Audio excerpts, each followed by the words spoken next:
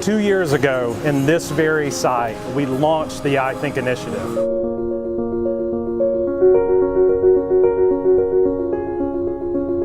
Two years later, we stand here in the new Beck Family Innovation Center coming out of the ground, going into the chemistry lab with the Beck Family Research Center behind us.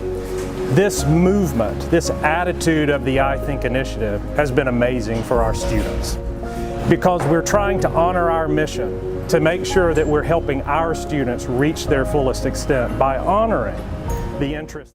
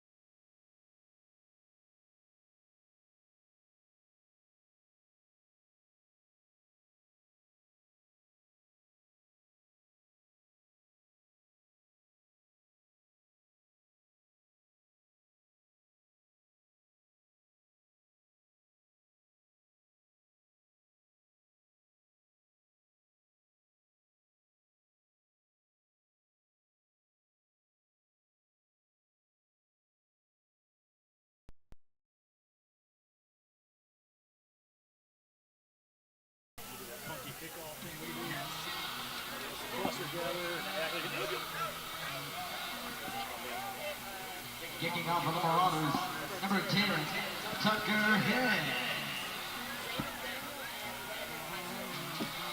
Back to return, along with Landon Highsmith.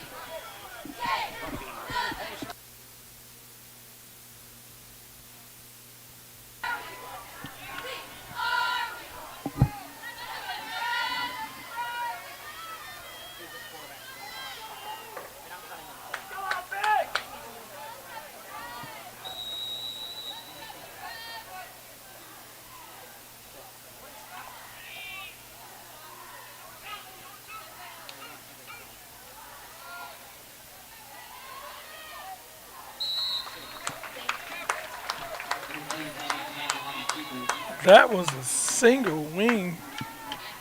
I'm trying to figure the play out. A lot of misdirection coming out.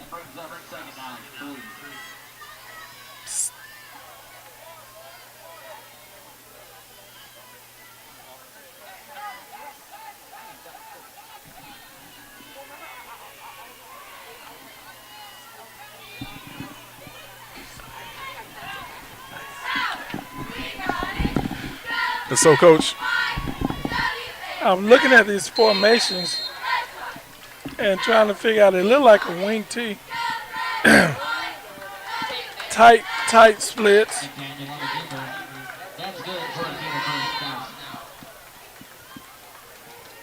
Interesting.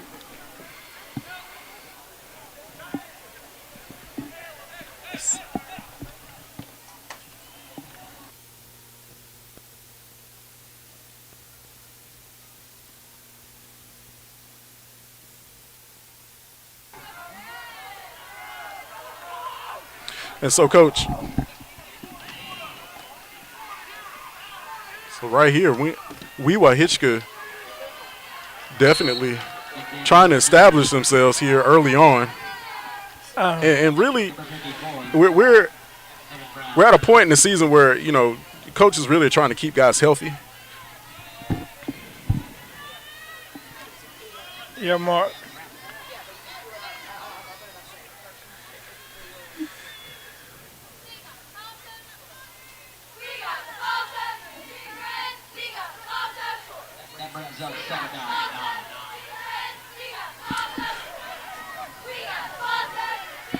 And so we've got second down and about 9 here early.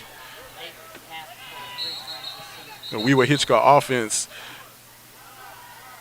is going to take a timeout and they're going to talk things over.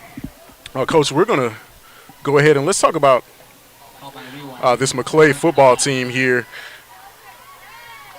They played an excellent game last week, just came up on the short side of things.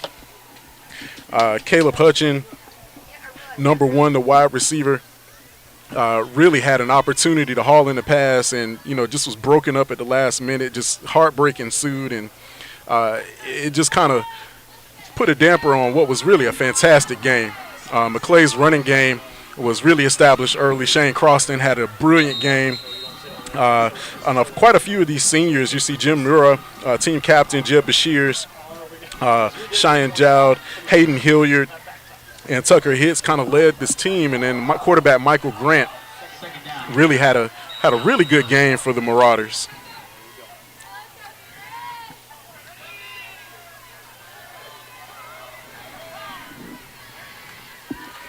So quarterback's going to roll out. It's going to be looking for some running room, and he's going to be hit and clobbered.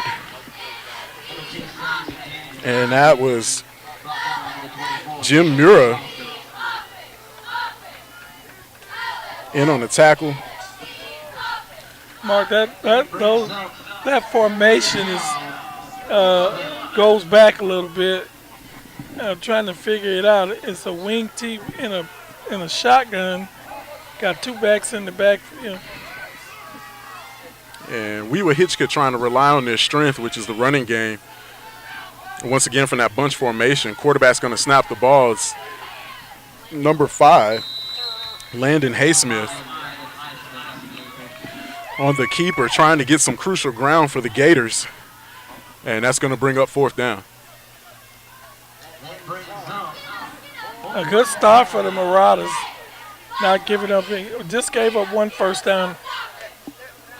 And look like we'll see what Coach Ramos playing for the game tonight on offense. And I'm really interested. Last week they ran the ball very well, and necessarily it was maybe one of his best. I thought it was one of the better games they played all year.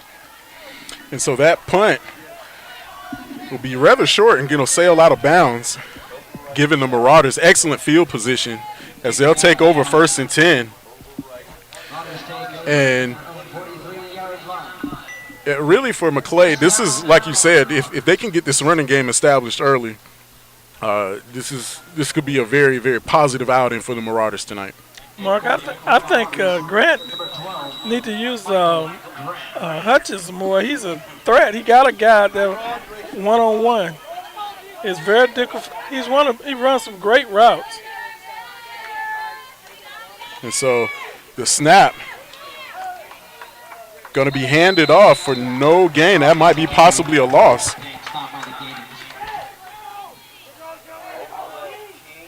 Coach is testing and look like Croston on the run.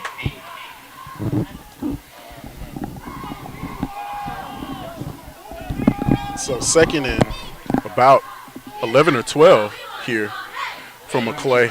Twin receivers to the bottom of your screen. Grant, it's going to drop back. That's going to be a screen pass complete to number 8, Grayson Obersey, and he's going to be tackled by a gang of Gators. Mark, led by number 8, Colton Topham. Coach, they depended on the Wewahitchka defense to what they normally do, and people normally do in the zone is drop back to their areas. They didn't move. They attacked like they were in a man defense. And so now the Marauders facing a 3rd and long situation. 3 receivers to the bottom of your screen. Grant from the shotgun. Man comes in motion. Grant's going to take the snap. He drops back, looking to the outside for a receiver downfield. He's got it, and it was just dropped. And that was Jeb Bashir's, the intended receivers. And, Coach, we talked about things about energy levels coming out, especially after an emotional game like last week, like Maclay had, and really wanting to bring the same energy. And offensively, this is a very dangerous team, if they can get going. And so that first series, I'm thinking that Coach may get Hutchins, get him going, because he is a hard receiver to cover. He's tall. He runs great routes. And it's a weapon that last week they get used very well. That's a block in the back. That's a block in the back. Zay McDaniel dancing around, trying to get some running room and cannot find anything. And we've got some laundry on the field.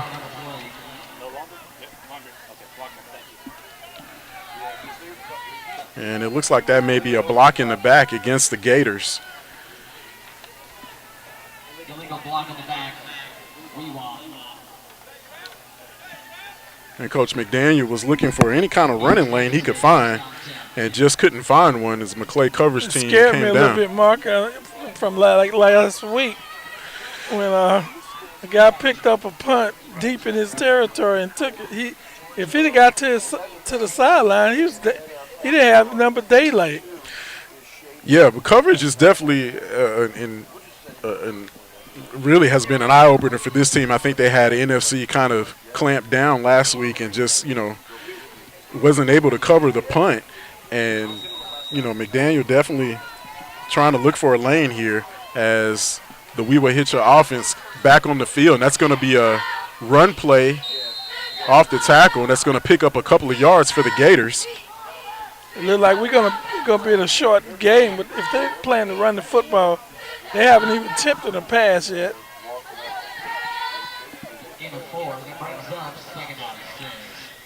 And so that's a pickup of 4 yards, 6 to go. And the Gators now trying to get their running game established.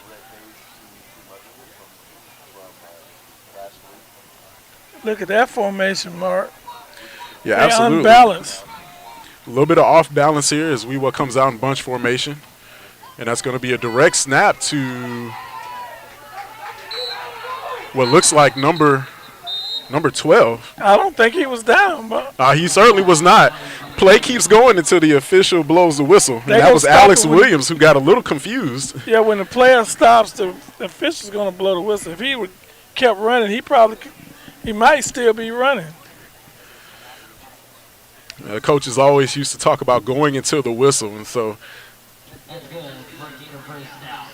that was an interesting formation, Mark. And so what it looks like is direct snaps to a number of different people. And so timeout is called on the field, and we're going to take one too. Let's shout out some of the Maclay football program sponsors here. And so we have Advanced Business Systems, proud supporters of the Maclay football program. Accentria Insurance.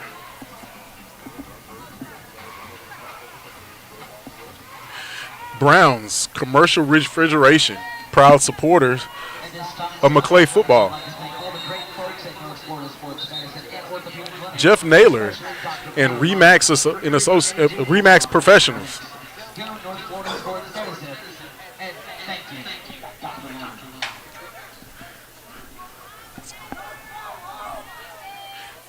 Ronald G. Willis, Family Dentistry. They go that formation, that unbalanced left. And so Wewah coming out 1st and 10, ball resting comfortably on their own 24-yard line. It's another direct snap. Looked like a running back fumble, was trying to reach forward. He definitely want to be careful. And that was number 5, Landon Haysmith. Trying to get some extra yardage there before the Maclay defense clamped down. Mark, if I'm coaching, I'm looking for some going the other way, away from the unbalanced, because the Marauders are selling out to that side. Yeah, it looks as if you definitely are keeping Maclay honest on the running game part, but I'd be interested to see if they're going to sneak anybody out here for a pass. So there's another direct snap. They went away from it. Running back still on his feet, but driven back, and that looks like that was Zay McDaniel on the carry. I was thinking they might do something with misdirection, but they just ran that way away from the unbalance where they have less people. And so the Marauders here trying to establish themselves defensively as they've just pushed Wewah back a few yards on that last running, Kay. I'm thinking they're going to pass the football if they can.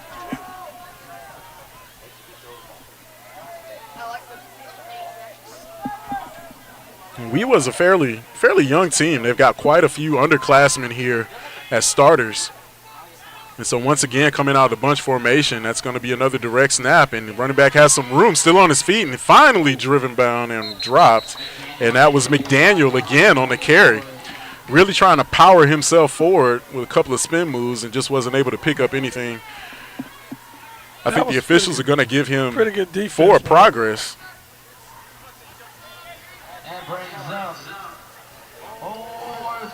And Gators facing 4th and about 4 once again. Ball on the 33-yard line. And back deep for the Marauders. It's going to be Shane Croston.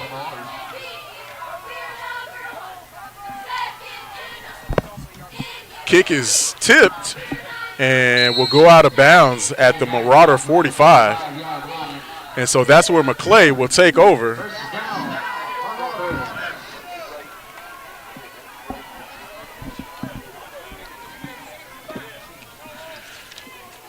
So Marauders will go to work from their own 46.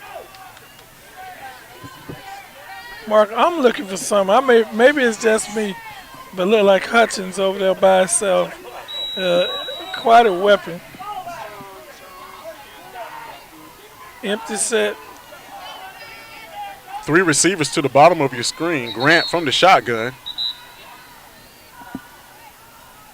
And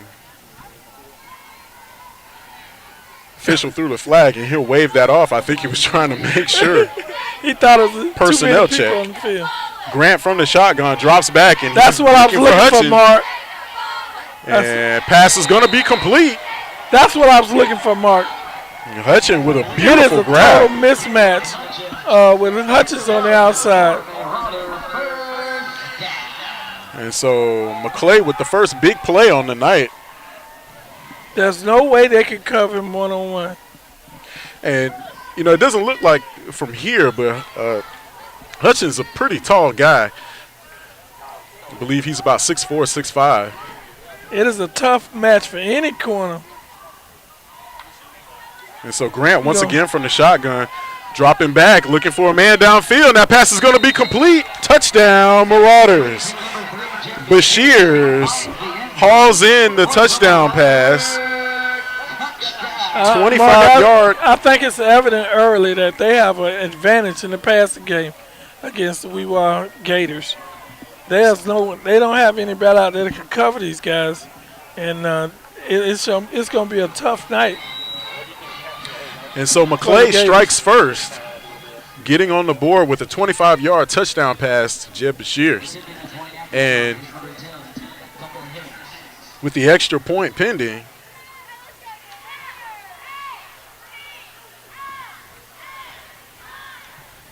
and Coach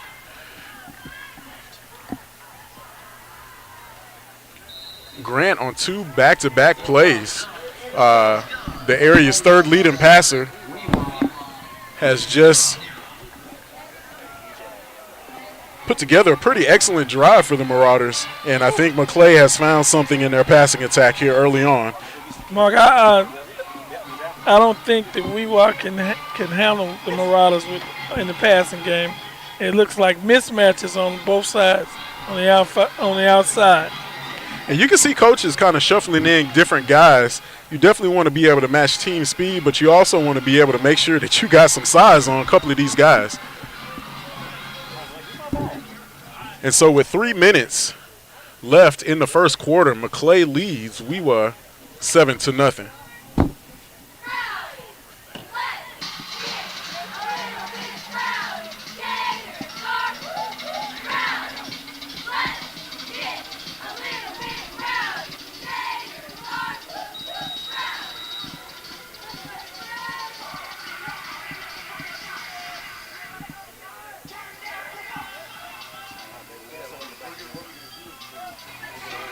And so the Marauders line up to kick it away.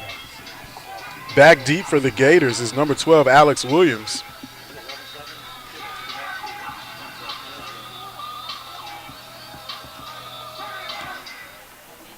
High end-over-end kick will be received at about the 10. That's Williams. He's got a lane. He bursts up through the middle.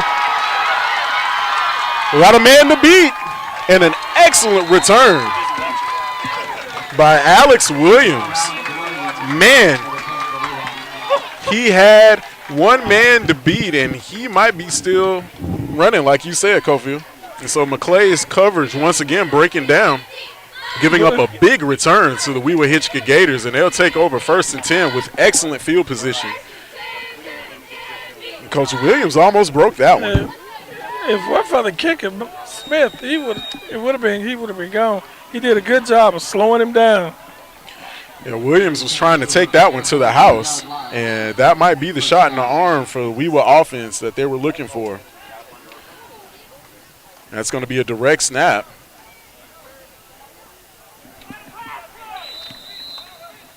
Now looks like that was McDaniel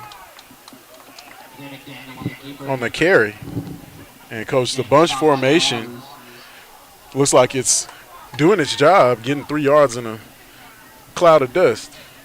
It may be that they don't have a quarterback that can throw, and you put an offense in that's it's simple to run. You just follow behind. You got everybody overloaded on one side and just run the football. And so 2nd and 5 coming up for the Wewahitchka Gators. 2 minutes left in the first quarter.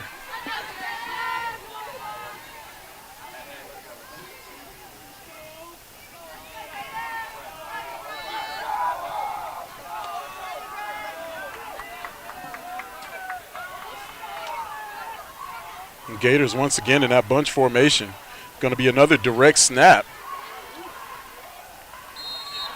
And this time the Marauder defense clamps down. And that was number 2, McDaniel, once again on a carry. Oh. And so while timeout is called, we'll take a brief timeout as well. We'll be right back. This is fourquartersonline.com, and we're proud to host and broadcast and live stream Maclay football all season in 2021. 1:34 left in the first. We'll be right back right after this.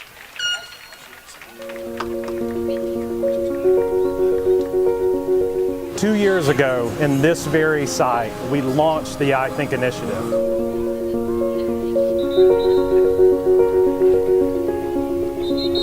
Two years later, we stand here in the new Beck Family Innovation Center coming out of the ground, going into the chemistry lab with the Beck Family Research Center behind us. This movement, this attitude of the I Think initiative has been amazing for our students because we're trying to honor our mission to make sure that we're helping our students reach their fullest extent by honoring the interests that each one of them have. There is no set curriculum, so the teachers can teach how they want to teach kids, and I think that's really helpful. And that's going to be another direct snap. Running back in. It's going to be number 12. That was Alex Williams. First down, Levi. It looks like he had to shoulder some of the load for the injured Zay McDaniel, who came out on the previous play, clutching his knee. I hope he's okay. Clock trickling down to 50 seconds here left in the first quarter. Wewahitchka was able to pick up the first down. So ball resting on the Marauder 21-yard line. It's another direct snap, this time to number 5.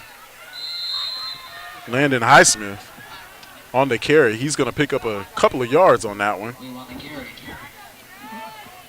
Mark, one thing about it, you don't have to, the defense doesn't have to worry about where the football is. These guys are running straight at them. They're not trying to fool anybody. They're making the game simple, and they eat up a lot of clock. And so that kick return put them in great shape for what they want to do. And that will do it for the first quarter. Maclay on top, 7-0. And so we're going to take a moment to recognize some of these sponsors of Maclay football.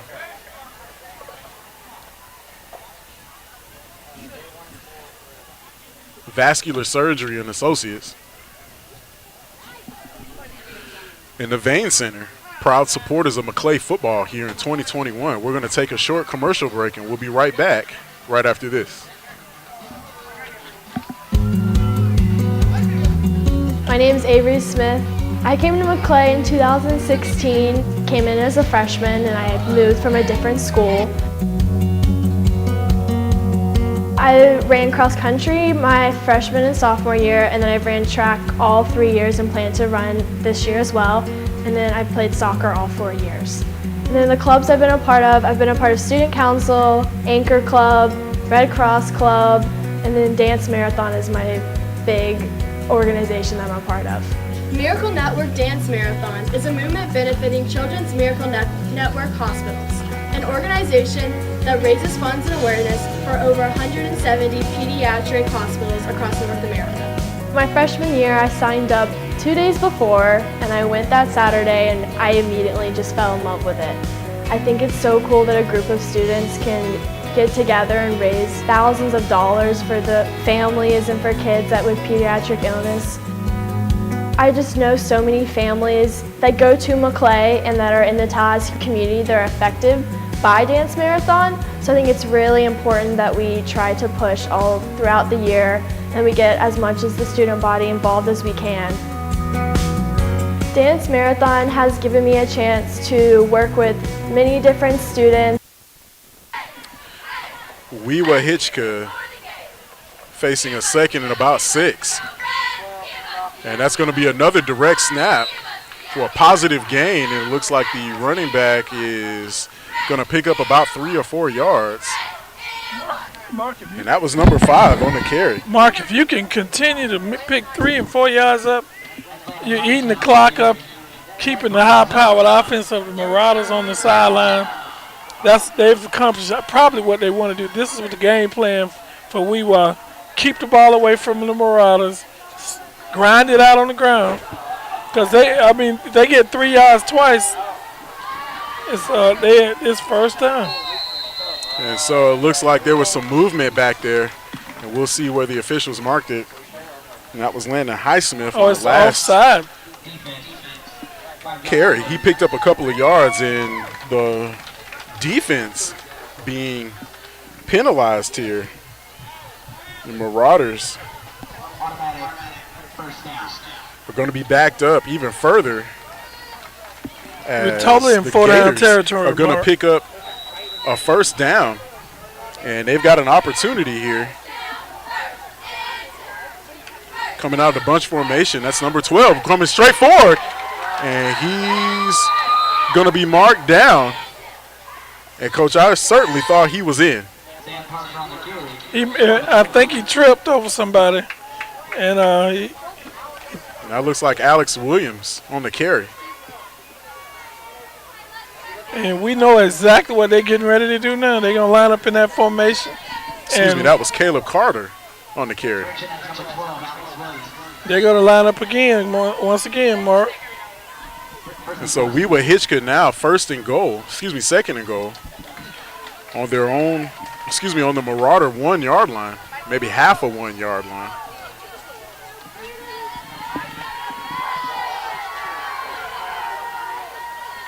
There's a direct snap to number 5. He's going to plunge forward in the end zone. We'll see where the forward progress goes. Did he break the plane? And the official said no. And that was Landon Highsmith on the carry. Could not burst through. Mark, they stood the lineman up. Marauders stood the front line up, and there was nowhere to go. And so Williams gave him a big kick return, and Wewahitchka is knocking on the door here, trying to tie this ball game here with 10 minutes left to play in the second quarter. And once again from the goal line is the direct snap, and number 5, Highsmith, still could not break the plane. And this Marauder defense stepping up big.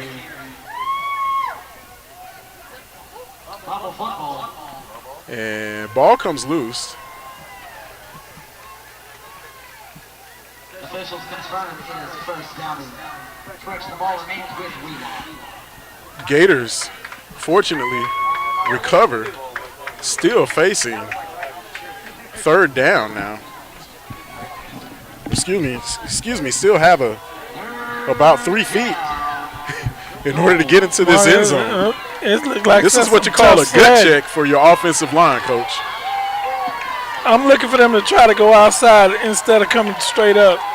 There's another direct snap, and this time Wewahitchka finds the end zone, and that was number 12, Alex Williams on the carry.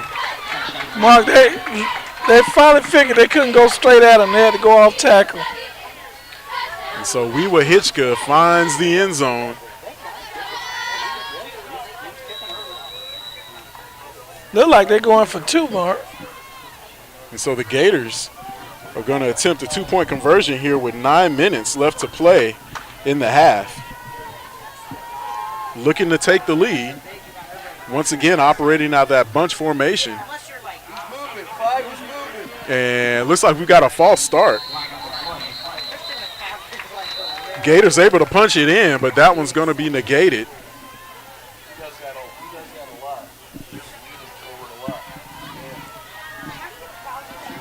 And Coach, that was Landon Highsmith, who was just a little bit too anxious.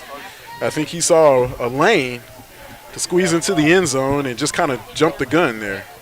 This is critical for Wewah. I'm assuming they don't have a kicker, and then they're going to try to go for it again, and then it's going to be very difficult for them to run the football right at the Marauders.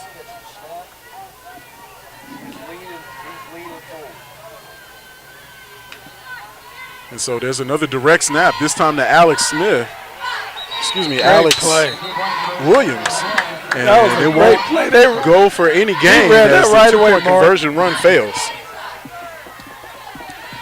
Maclay's defense is really keyed in on the Wewahitchka ground attack, but not before the Gators strike back on a 2-yard run by Williams. And that big return kind of set them up nicely. And Gators are now trailing by 1 with 9 minutes left to play in the second quarter. Maddie Hager, Anna Emma, Lauren Hilton, Ella Scheiber, Jack Leonard, and Chandler Marks. All right, fans, let's hear it for our Maclay Middle School cheerleader. And so Gators will line up here to kick it off. And, Coach, really for Marauders, they were able to find success here in the passing game very early. And it really looks like, you know, I don't see this stopping. I think they're going to open it up here. I'm thinking they're going to go back down and go back to what worked. Last week, their run was big. This week, maybe the pass.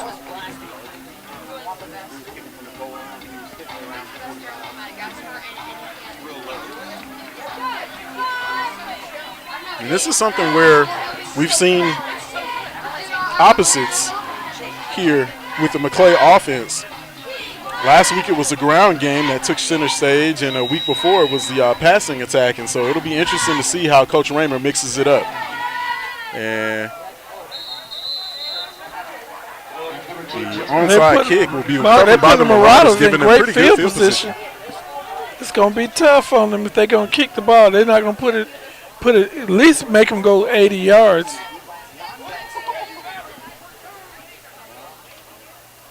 And Maclay will look to take over 1st and 10 on their own 45.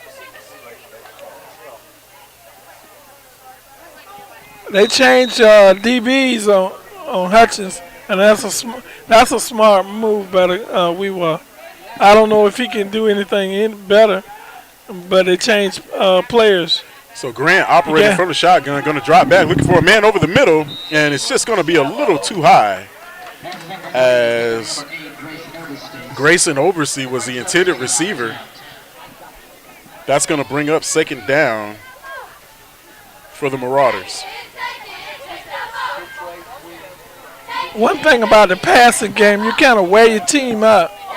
You got to be careful. Everybody goes both ways. And you don't want to wear them out running routes, and they won't have anything left in the fourth quarter. So that'll bring up 2nd and 10. Grant once again from the shotgun, going to roll out, looking for a man downfield. Comeback route. And well covered. That's a lot of contact. That was a lot of contact. And that was number 12, Alex Williams. Was all over Hutchin. Did not give him any breathing room and clamped down right as the ball was delivered. So 3rd down.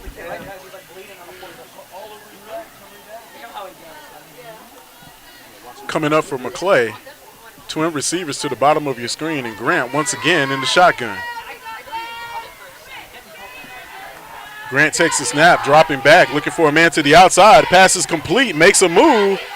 And good that's tackle. number 8, Oversee. And he's going to be short of the 1st down, maybe about 2 yards. And I think Coach Rammer's probably going to go for it here. And that's going to be 4th down and about 3.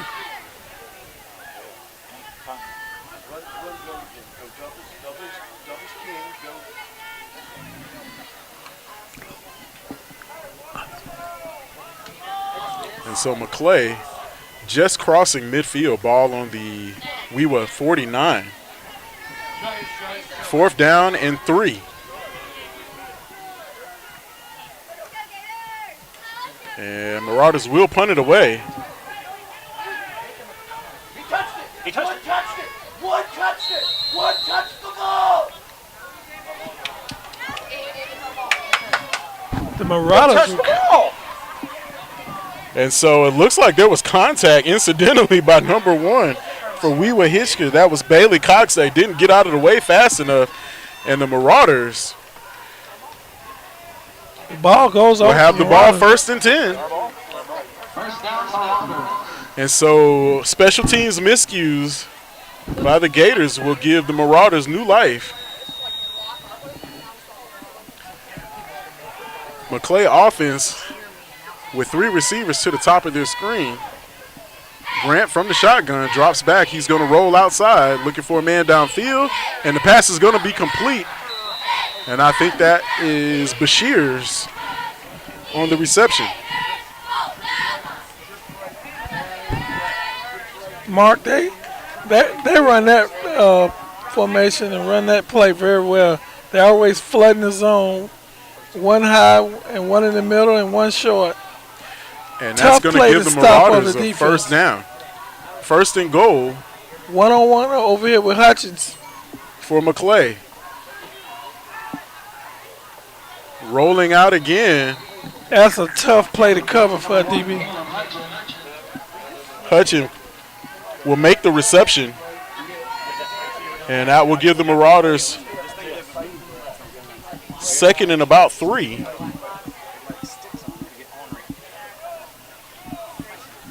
I'll bring up second and goal.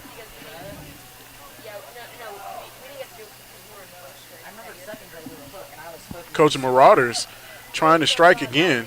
Man coming in motion, twin receivers to either side. I think he'll get the ball this time. That's a crossing pattern. That pass is going to be complete. And that will be good for a touchdown. I love that, Mark. It froze the linebackers and hit the slant route. Beautiful. Beautiful concept. And Maclay finds the end zone again.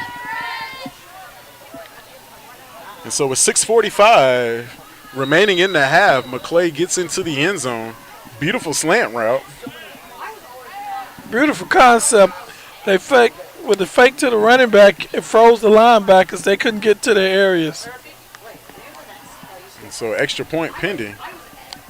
Tucker Hicks on for the point after attempt. Kick is up, and it is good.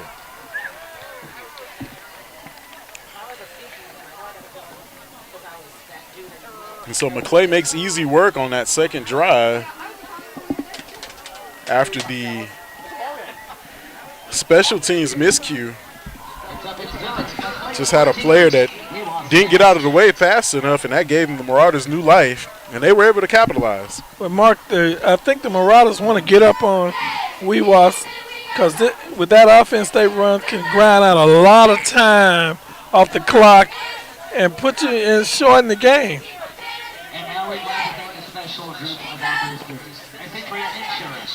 And so as the Marauders get ready to kick it off, because you just want to recognize the pink all over the field as the Marauders and the are not the only program to recognize Breast Cancer Awareness Month here in the month of October. So Four Quarters Online would also like to give a special shout out to all of our breast cancer survivors and those who are assisting those in the fight against breast cancer. Coach, you talked about us getting some pink. Yeah, we got to get some pink. We got 2 more weeks. I think we can get it done. So Marauders line up to kick it away. And that's a high booming kick. Mark, and we will not see a coach, return. You do not understand. People don't understand how important that is to keep the team driving distance instead of starting at the 50 or the 40-yard line. They're gonna start at the 20 and got to go 80 yards, and you can't make a mistake. A penalty put you behind the chains, and now they got to start back deep in their territory and be consistent, which is difficult on this level of football. Usually a high school team can run about 8 to 10 plays without making a mistake, but you can line up and keep them in front. Don't give up any big plays, and you'll constantly keep them in a hole. Yeah, absolutely. When you have schools that have smaller numbers, you're seeing a lot of different formations. You want to preserve and really keep everybody healthy. A kid goes down, you could be in trouble, especially if they're a major contributor to your offense or defense. So for schools like Maclay and Wewahitchka and a host of others here in the North Florida area and in the Panhandle, being well conditioned in the summertime, you're just going to have guys going both ways. And so a lot of schools really try to prep for that. Most coaches know that they're going to have about 25 kids to be able to rotate, across, 3 phases of the game. And so it's a numbers game, and really trying to scheme and make sure your guys are ready to play in good shape. And for Wewahitchka, this is a bunch formation that in the hands of the right kids, this could find success. And that's a big running play. And that was Alex Williams once again on the carry. And he's going to pick up a huge chunk of yards. To the house. Yeah, definitely impressed by the way he runs. He looks like he's trying to take it to the house every time he touches the ball. I'm impressed with his play on defense. He covered Hutchins pretty good. He was always in position.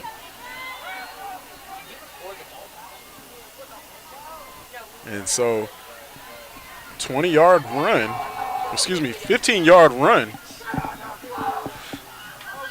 It's going to bring up first down for Wewahitchka.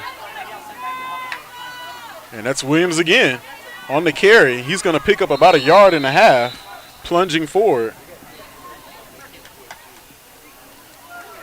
And so, Coach, not fancy, not anything outside of the box that we haven't seen before, but just trying to be effective.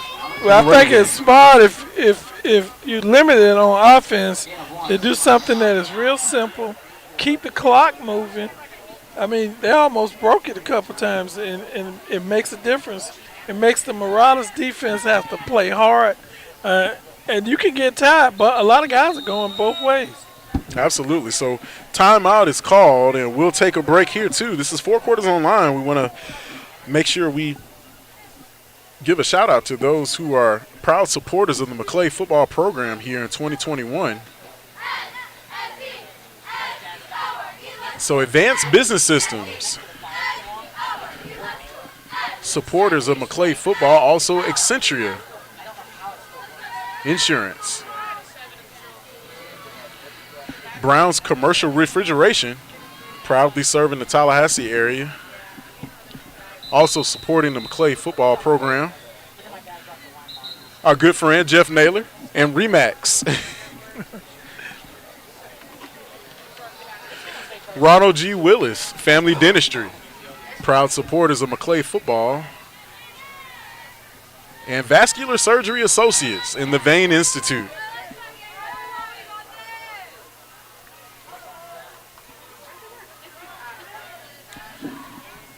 So Wewahitchka coming out of the timeout, facing a second down and about 9. It's another direct snap. There's Williams on the carry, being slung around. Mark, was going the wrong way. He started headed. He was going north and south, and he started going east and west. So give credit to the Maclay defense. They kind of turned Williams to the side, preventing him from getting any more forward progress, and that's going to bring up third down and about 5.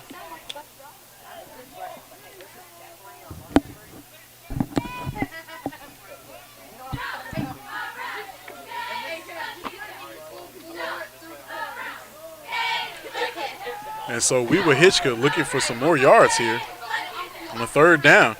Running back's going to burst forward, and he's going to be very close, and the ball pops loose. Marauders say they have it.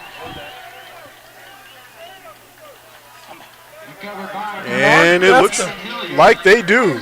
Mark, that's the one thing that the Gators could not do, turn the ball over. Obviously, they don't pass the ball very well. They haven't attempted to pass off the first half. And they need to keep the clock moving, keep the ball out of the Marauders' hands. And they just that's 2 turnovers in the second quarter. Yeah, absolutely. Maclay defense coming up with their second fumble recovery on the night. And Michael Grant and the offense will take the field once again. Grant from the shotgun, dropping back, looking for a man downfield. And he's got one over the middle, and excellent catch. And that looks like that was Grayson Oberstein. I don't want to talk too soon, but there's no pressure on Grant. He can sit back there and observe the field and do whatever he wants. There's no pressure. The line is doing a pretty good job. And so Maclay offense picks up about 6 on the reception from the 36. Grant going deep. And in just looked like it went through the hands. That was Grady Brown.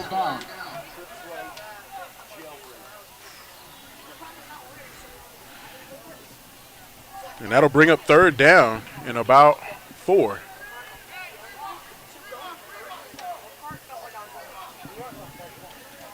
So ball on the Gators 37-yard line. Grant from the shotgun, 3 receivers to the top of your screen.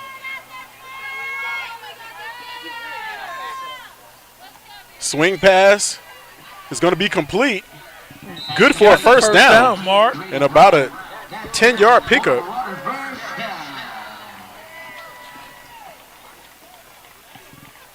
And the Marauders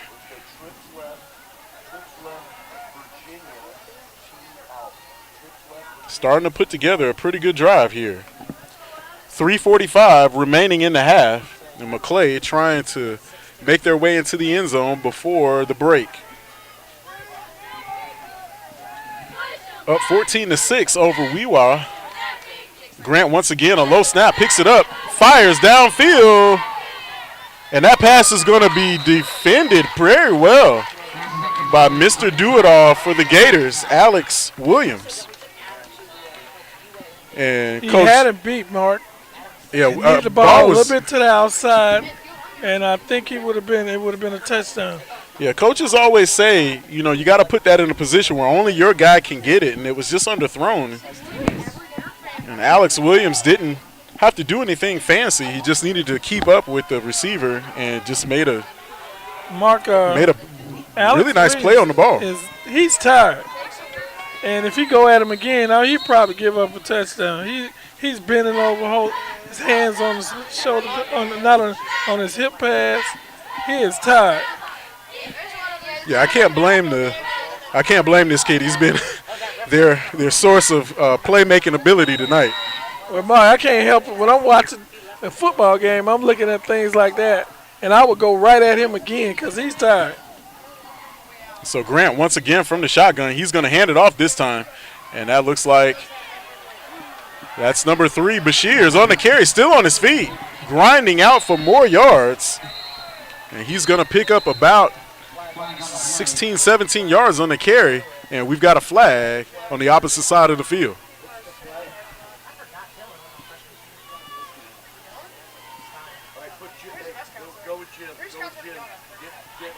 And, Coach, when you've got small numbers like this, you know, you want to make sure you got enough guys to rotate in and out. But, yeah, Alex Smith has been playing a heck of a game otherwise. He's sitting on – he is tired. I can't blame him. He's done a lot in one half of football. And so that penalty looks like it will go against the Gators, and that will put Maclay in 4-down territory with 1st and goal on the 9.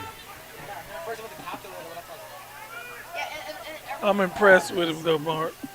He giving it all he got. And so the handoff to Croston doesn't go anywhere. And that was number 4 leading the defense. In on the tackle was Sam Parker for the Gators.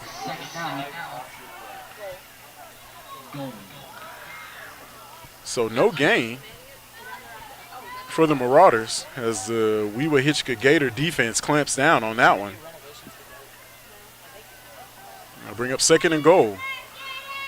So Maclay, Grant from the shotgun.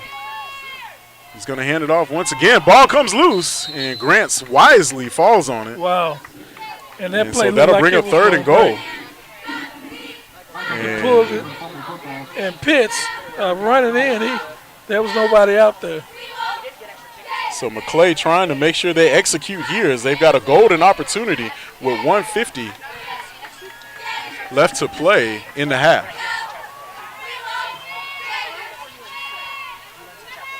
So once again, man coming in motion, Grant from the shotgun.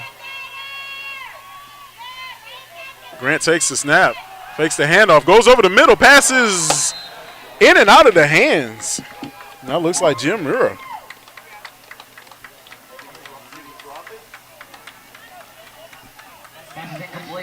for number 2, Jim Murrow. And that was Jim Murrow, who 4th down. had a touchdown in his hands, and the Wewah defense just kind of ripped it out of his hands. And so Wewah's defense trying to prevent another touchdown, as that will send on the field goal unit for the Marauders.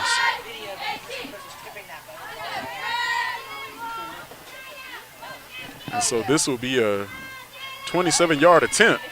Snap is down, kick is up. And Tucker Hicks bangs it through. And the Marauders will take a 17-6 lead with 1:30 left in the half.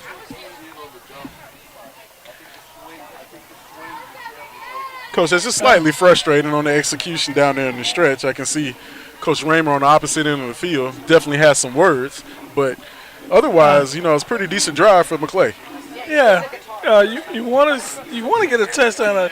In fact, you had one in the hands, and it was a great defensive play by the Gator DB. Looking at this, you're kind of in a better position. Last week we was up 13-0, but I don't think this team is at the quality of a North Florida Christian. And I think we'll get the ball to start in the second half, and hopefully we can get a drive and maybe put this game away early. Yeah, looking at the way Wewahitchka is built, definitely some playmakers back there, but you got to have more than a couple of guys to be able to distribute that ball to in order to create some opportunities. And so far, it's just been Alex Williams.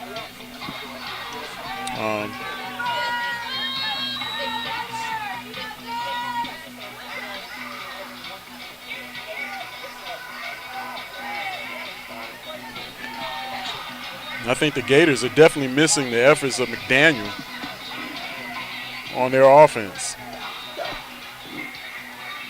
And so Tucker Hicks lines up, and he will kick it away. And that will be another touchback as the Gators will take over 1st and 10 from their own 20-yard line. 1:29 remaining in the half. Mark, great kick, putting the team back on their own 20. They got to go. It's a high school team. It's a high school team. Usually they make mistakes if they have to drive a long distance. That kicking game has really put them in great shape.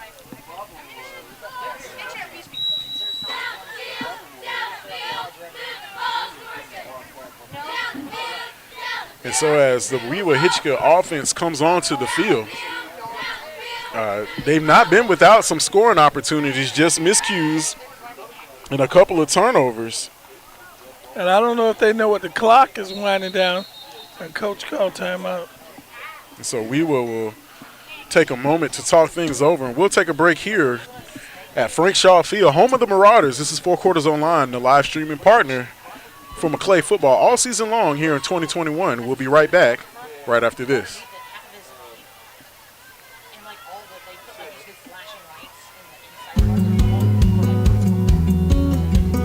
My name is Hannah Jose. I've been at Maclay since the 9th grade. Instantly, when I came into Maclay, I was connected with teachers, mentors, peers that helped me have one of the smoothest transitions. I found a notebook on my teacher's desk at Holy Comforter, and it said Student Astronaut Challenge. And instantly I was like, what is that? And she explained it to me, and she said, hey, if you want to create a team, we need 5 people by tomorrow. And so I asked a bunch of my friends from different grade levels, and we had a team by the next day. And when I came to Maclay and found that there wasn't a Student Astronaut Challenge, I knew that I had to get this program started. So Wewahitchka taking over 1st and 10 on their own 20. Another direct snap. This time we got a pass. Man is wide open, and Williams could not haul it in. And Coach, they snuck one in on us. Hey, man, he was wide open. Great play by Hutchins. Yeah, I think Hutchins was caught off guard, but was able to make a pretty good defensive play. Otherwise, Williams was going to haul in what looked to be a 25-yard reception. I was impressed. That was the first pass of the night for I think Wewah. they caught everybody off guard. It's a shame it wasn't complete for the Gators, but Maclay defense coming up with a big play. Now to bring up 2nd and 10 for Wewah. Ball on their own 20-yard line. And this time it's Williams on the snap.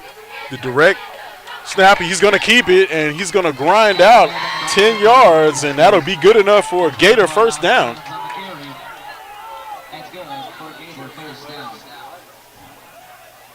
They don't run many plays, Mark, but they run that well. And so that'll bring up 3rd and 1 as he was marked short. Once again, Williams on the direct snap. He's going to plunge forward, shakes the defender, still on his feet, and he's got some running room to the outside. And Williams will pick up, this time he will pick up 10 yards and a little bit more. It was about a 12-yard run for Williams. And, Coach, he is playing hard. That guy is going to sleep well on the bus on the way back home. He is bending over, hands on knees. So this time the direct snap goes to Highsmith, who's going to grind out about 7 or 8 yards. And Wewahitchka is on the move here with 30 seconds left to play as they're nearing midfield. Ball resting on their own 49-yard line. No timeouts, Mark. Thank you for your support of Maclay Athletics. So Gators. And this time timeout is called by the Marauders. And so Coach definitely looking at the way Wewahitchka's been running the ball here, looking for anything they can pick up. So we'll take a timeout here too, and we'll be right back right after this. I'm Hunt Dyson. I started at Maclay in kindergarten. I came from Faith Preschool. It's been really fun. I've enjoyed it a lot, especially going into high school. Like, I had that group of friends that I've known my entire life, and then I also got to meet a bunch of new people from coming outside. I started out just as a writer sophomore year. I had heard that my friends Emily Dudley, Ellie Castillo, and Rachel Stockel wanted to make the paper. So I contacted Mr. Normant, who redirected me to Mrs. Mayer, and they said I could come on as a writer. And so quite a bit of clock trickled off as 15 seconds remain in the half, and the Gators just a yard away from being at midfield. Looking for a big play here. And the Maclay defense trying to clamp down. And so a little trickeration. It's a double handoff. And that was Highsmith on the carry. And he's going to pick up about 11. And that will be good enough for a first down, but 9 seconds remaining in the half as the Gators cross midfield. Ball on the Marauder 43-yard line.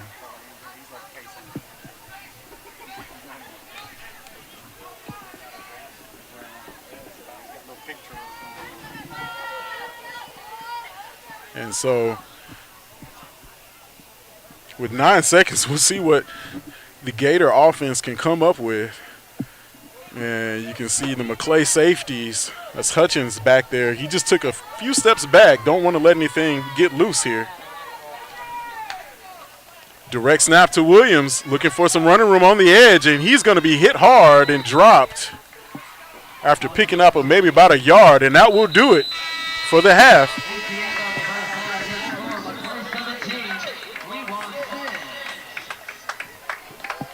And so Maclay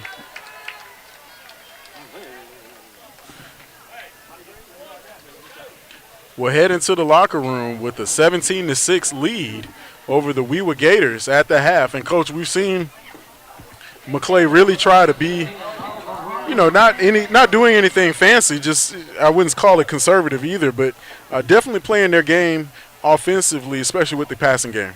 Yeah, and it doesn't hurt that the defense got 2 turnovers, well, special teams and the defense, and put them in great field position and put the score up and gave them a little distance. I think that if they can come out in the second half and continue what they're doing now, it should be a victory for them I don't see that the Wewahitchka can pass the football, and as long as they keep them back on distance, I think they'll be fine.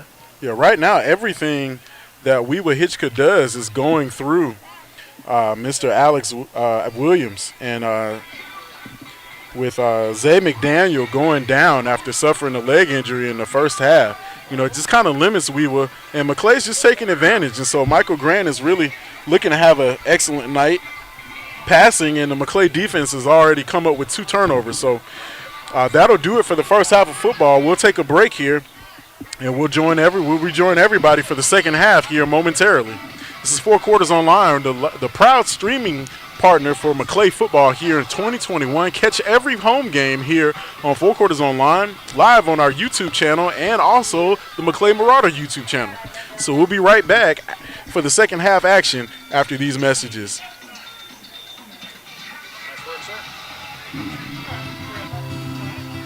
I'm Hunt Dyson. I started at Maclay in kindergarten. I came from Faith Preschool. It's been really fun. I've enjoyed it a lot, especially going into high school. Like, I had that group of friends that I've known my entire life, and then I also got to meet a bunch of new people from coming outside. I started out just as a writer sophomore year. I had heard that my friends Emily Dudley, Ellie Castillo, and Rachel Stockel wanted to make the paper. So I contacted Mr. Norman, who redirected me to Mrs. Mayer, and they said I could come on as a writer. So I wrote, I think, a couple of articles for the newspapers that just got it started up. And then Will became student council president, so they needed a sports editor. So junior year, last year, I stepped in as sports editor, which was really rewarding. I want to say A-Push was probably my favorite class. I didn't think it would be. I've never been a big history guy, but that was a really, really fun class just because it went a little bit more in depth than I thought it would have gone, and it was just kind of cool to see the broad concepts that I learned as a little kid and then go a little bit more in depth as to why those things happen. I really enjoyed, honestly, all of them. They're all really passionate. I would say Mr. Norman's up there just because of how passionate he is about it. Dr. Bevan, too. I had Dr. Bevan for the first time this year, but just how passionate he is about teaching it.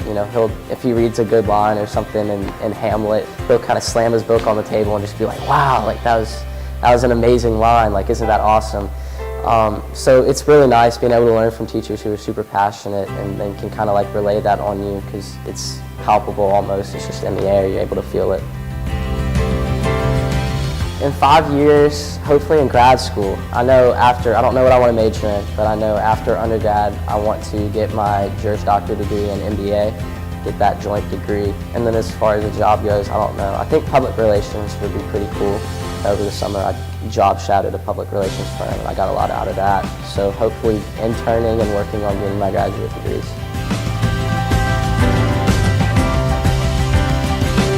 I'm Hunt, and I'm unstoppable.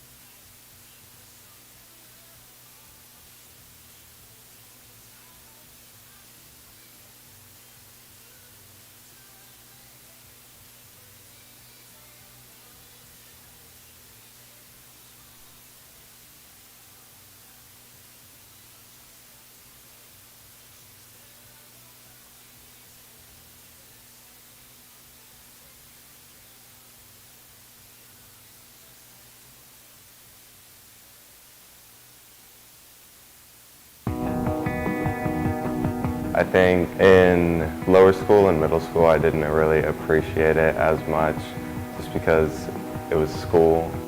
Sophomore year is when I really started to grow and learn that, you know, this is your future and everybody here wants to help you. I was a baseball player until my sophomore year. I got tendonitis in my shoulder during the first game of the season, and I was also running track at that time, and I said, well, why don't I focus on running track and just getting better at that, and if I recover, I'll recover and I can go back to playing baseball, but let me try to be the best I can be while I'm running track. Fell in love with track, fell in love with cross country, and ever since then, it's just been running. Everybody here wants to help you. Like I said, I didn't understand that until sophomore year. That's when I realized I need to start doing my work. I recommended Jay because not only is he one of the best runners in North Florida, South Georgia, but he knew that he needed to strengthen his schedule in order to be more competitive getting into colleges. He couldn't get in just based on his running, get into the college he wanted to get into. So he beefed up his schedule. In college, I want to study anatomy and physiology or sports physiology. Don't know which one yet, but they kind of go together, so that helps. Future plans, I see myself running in college. Med school, some type of sports science, something around that field. It just keeps me in the loop of sports when I'm not actually doing sports anymore. So after the running career is over, you know, I can still be around sports because I love them.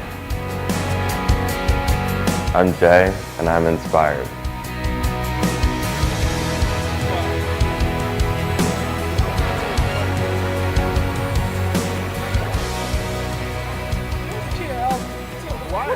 What's the kid? Yeah. What's the kid that went to Florida State as a long snapper from Garvey? I can't call his name out. Gilbert, I can't remember. His dad played for the Eagles. Because his mom was over, we started doing that show. And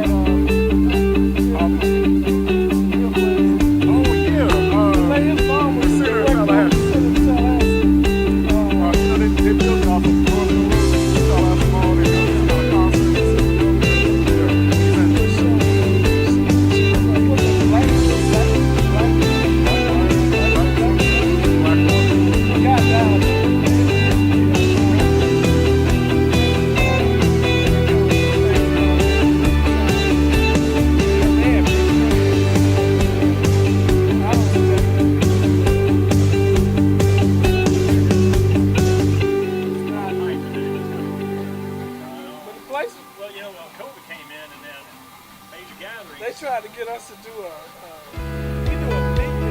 The junior interview series started 5 years ago, meeting a need of students graduating from high school never have having true interview experience.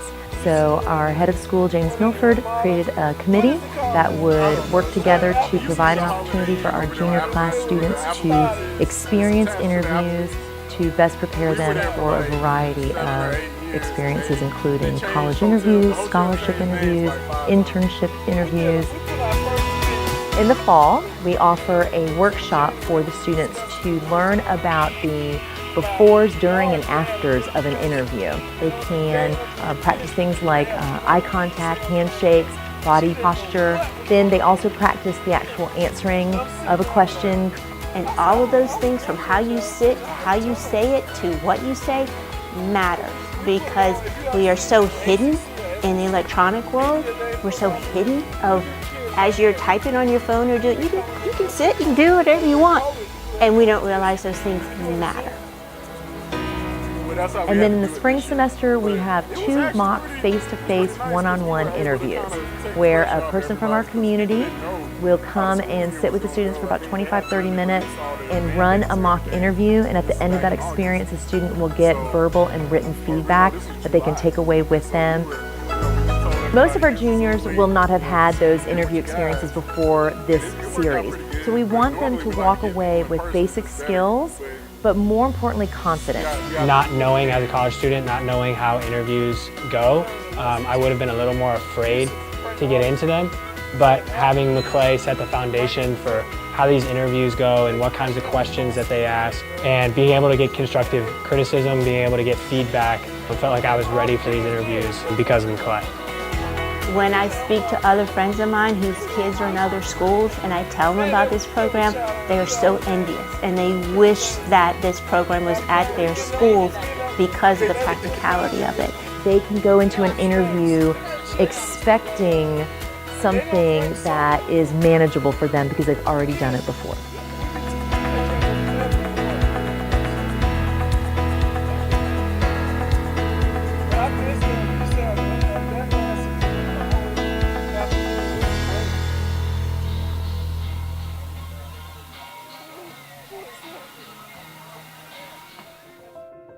When I drop my children off every day, they're happy to come to school. They're welcomed into loving arms. I love that Maclay preschool classrooms are small in size and that there's also 2 teachers in every classroom. They get to do things like art and Spanish and go to science lab.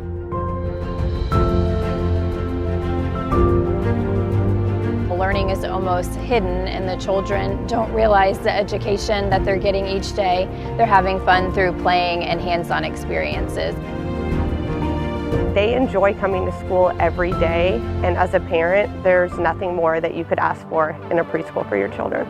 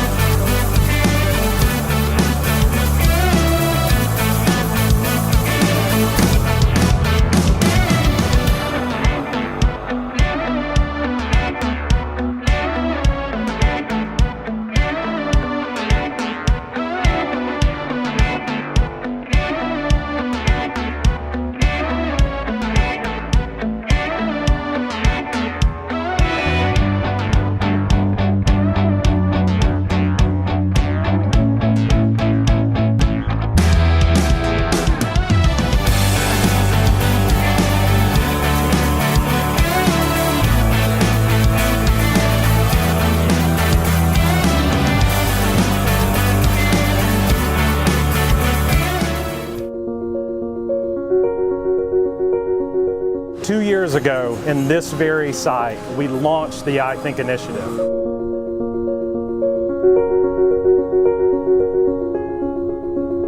Two years later, we stand here in the new Beck Family Innovation Center coming out of the ground, going into the chemistry lab with the Beck Family Research Center behind us. This movement, this attitude of the I Think initiative has been amazing for our students because we're trying to honor our mission to make sure that we're helping our students reach their fullest extent by honoring the interests that each one of them have. There is no set curriculum, so the teachers can teach how they want to teach kids, and I think that's really helpful. I mean, I've heard from other schools, from other students, it's a very different learning experience for them. They don't have as much hands-on things as we do. We really get a good learning experience here. It's different, it's creative, it's outside of the box. That undercurrent that the I Think initiative has been able to give us has pushed us forward. $7 million later, we have a wonderful Beck Family Research Center, and we're in the middle of construction for the Beck Family Innovation Center, which gives a lab space to the business and entrepreneurship concentration, new spaces, cutting edge technology for all of the core sciences.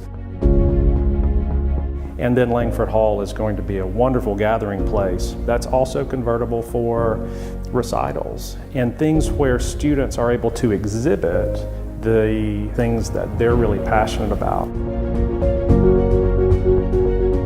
One of the unique things about Maclay is that we are a pre-K through 12 school. So as we think about the work that we do with students, we're able to know what the outcome is and then drive that all the way back to a 3-year-old's experience.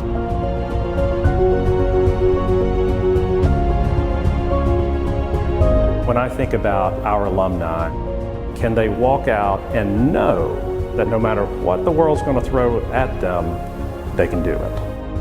It's that understanding that life is a journey, but it honors those who take the field and have the courage to lean into those problems. That's what a Maclay graduate walks away with.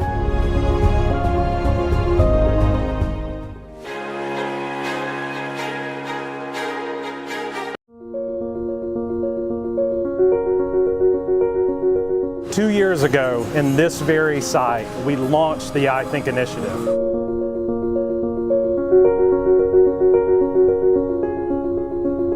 Two years later, we stand here in the new Beck Family Innovation Center coming out of the ground, going into the chemistry lab with the Beck Family Research Center behind us. This movement, My name is Avery Smith. I came to Maclay in 2016, came in as a freshman, and I moved from a different school. I ran cross country my freshman and sophomore year, and then I ran track all 3 years and plan to run this year as well. And then I played soccer all 4 years. And then the clubs I've been a part of Student Council, Anchor Club, Red Cross Club, and then Dance Marathon is my big organization that I'm a part of. Miracle Network Dance Marathon is a movement benefiting Children's Miracle Network Hospitals, an organization that raises funds and awareness for over 170 pediatric hospitals across North America. My freshman year, I signed up 2 days before, and I went that Saturday, and I immediately just fell in love with it. I think it's so cool that a group of students can get together and raise thousands of dollars for the families and for kids with pediatric illness. I just know so many families that go to Maclay and that are in the Taz community that are affected by Dance Marathon. So I think it's really important that we try to push all throughout the year and we get as much as the student body involved as we can. Dance Marathon has given me a chance to work with many different students and serve as a leader in Maclay but also in the community. I have been taking the business concentration classes because that's what I'm leaning towards majoring in college. So I've been able to take personal finance, risk and reward, and then this year I'm taking a directed independent study.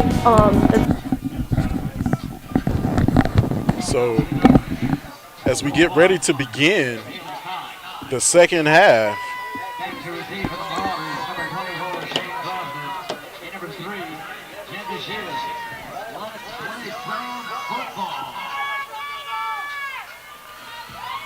as we will go ahead and kick it off.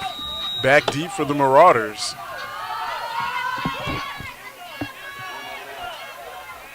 Looks like that will be Croston. And Oversea back deep. Or excuse me, that's Bashir's back deep.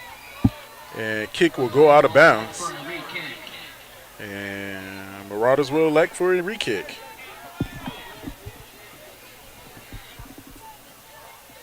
Mark, this part of the game is very important. Putting teams in good field position or bad field position. And the kicking game is, people, I think they overlook it. It is a very important part of the game. Yeah, special teams. Keeps you in trouble. Yeah, absolutely. Being able to flip the field, also having a guy that can give you a big return, like looking at the way we was able to score was on a Smith return.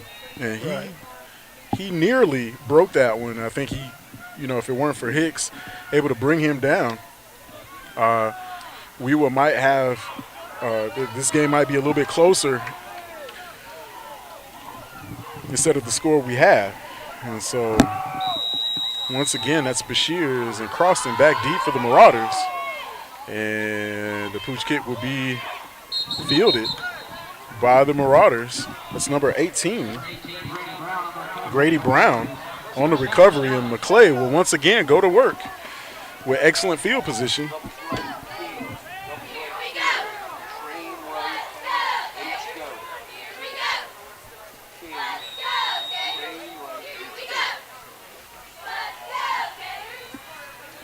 And so Michael Grant and company will take the field with the ball at their own 42-yard line. Twin receivers to either side. Man comes in motion, fakes the handoff. Grant drops back. He's going to dump it off. Woo, and a nice move. And that was Grady Brown. Excuse me, that was Grayson Oberstein with a nice move. They got some nice moves there, Mark. And Grayson was able to bail his quarterback out as pressure was coming. He made a really nice move.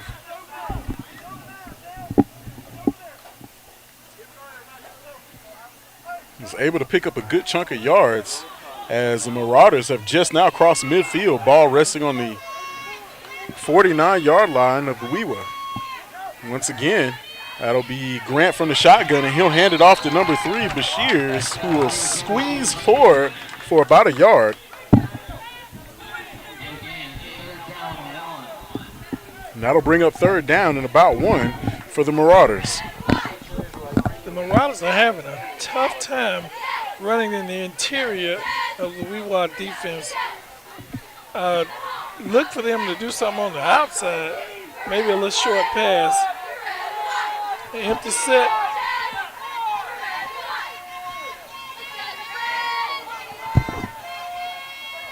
So man jumps offside. And Grant rolls out to the outside, and that pass is going to be complete once again to number 8. Still on his feet, and he's going to churn for a few more yards. And that's Grayson Oberstein with a big reception. So he's got a pair here on this drive. And that's powering the Maclay offense, and that'll be about a 19-yard pickup. Well, you got to give Wewah credit. They saw the film last week when the Marauders were running up the gut, running up and down the field. Their front four they're doing a very good job. And so Marauders moving downfield. Grant once again is going to roll out looking for a man. Can't find one. Being chased and wisely gets rid of it. Had a man, and that was Bashirs, and he couldn't hang on. I have to give Alex Williams a high five. This guy's doing a pretty good job. He is sticking to Mr. Hutchinson.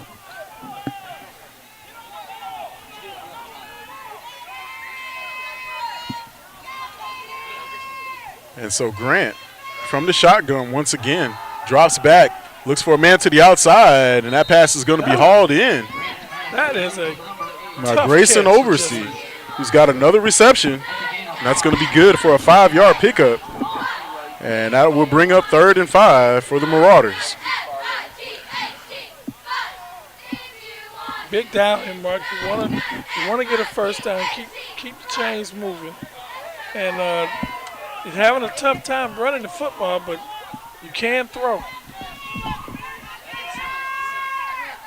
So with the Marauders now down to the Wewah 32. And looks like we've got movement. And Wewahitchka defensive lineman jumped too soon. Mark, that's going to be offside on the defense. And they jump offside. You know, sometimes it's like that, especially with a team as young as Wewah. You're going to have some of these young kids that make mistakes, but still plenty of youth on the team.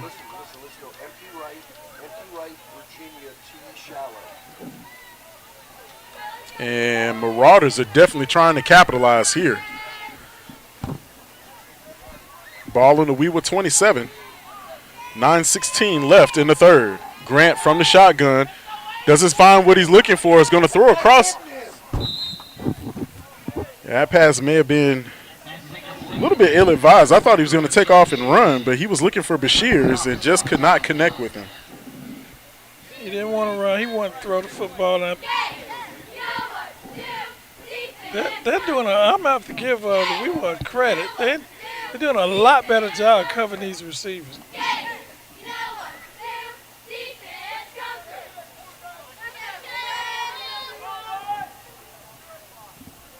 And so Maclay facing a 2nd and 10 situation from Gators 27, and he hands it off, and no gain for Bashirs. And it may have been a little bit confusion on that, as Grant looked like he didn't really want to hand it off. Well, they're in 4-down territory. Well, I'm sure they won't. They'll probably kick it.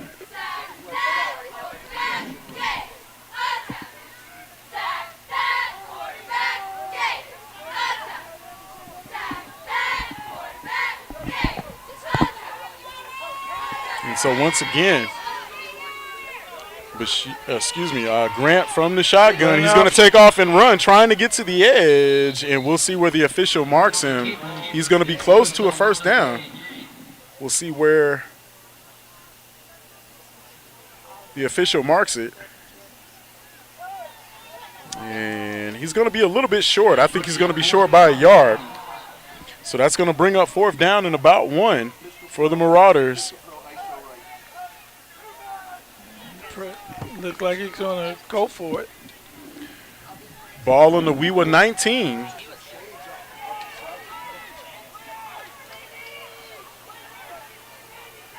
And Maclay will go for it. 4th and 1. Grant's going to hand it off, and Crossan's going to dive forward. I believe he has the 1st down.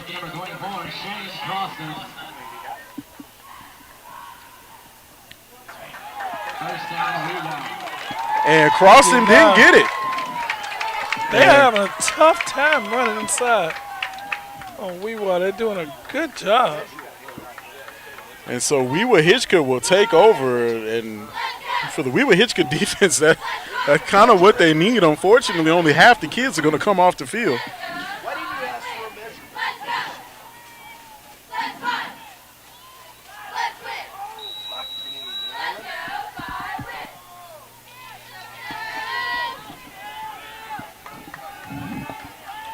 And so Gators will take over 1st and 10. Ball on their own 18 with 8 minutes and 13 seconds to play here as we reach getting closer to the midway point of the 3rd quarter.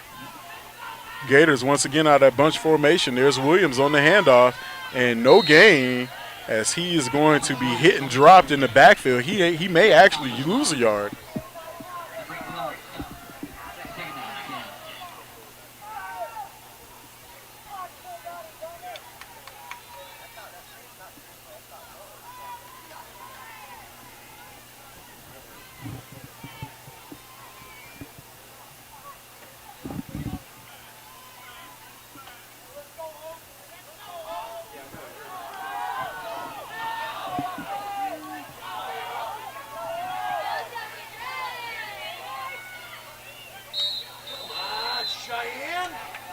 And so got some movement here.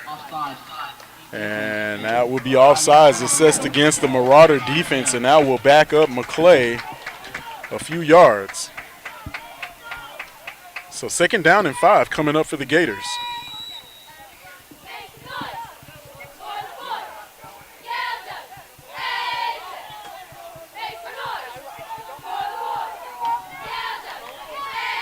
And so a nice run, and that looks like that was number 5. Landon Highsmith on the carry, and that'll be good enough for a Wewah 1st down. You have to give Wewah credit. The kids don't quit, and they're playing real tough. That defensive stand was impressive. Looked like the Marauders going to move in and get another score, and they held tough. And now on offense, they just got their 1st down, and they're grinding it out. They're not doing nothing fancy. And so operating out of that bunch formation, and that looks like Highsmith is going to take the snap again. He's got some lead blockers coming down the field trying to catch the edge, and he just couldn't turn the corner, but not before he picked up maybe about 3 or 4 yards. And that was Crossan chasing him down for the Marauder defense.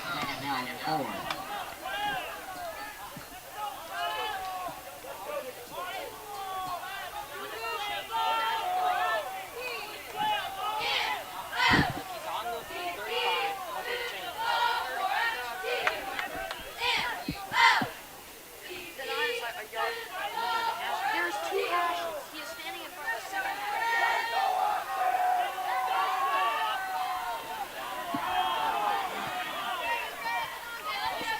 And so once again, operating out of that bunch formation. This time it's Williams for the Gators who's going to plunge forward. And he's going to pick up maybe about a half a yard, and that'll bring up 3rd down and about 2 for Wewahitchka.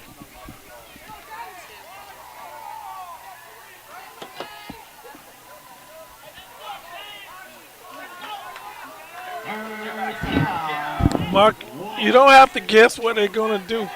It's either right or left. They only attempted 1 pass the whole game. It was incomplete. Man was wide open, but he could not hit him. So it's a short distance. I'm looking for them to go and run straight up the gut like they've been doing the whole game.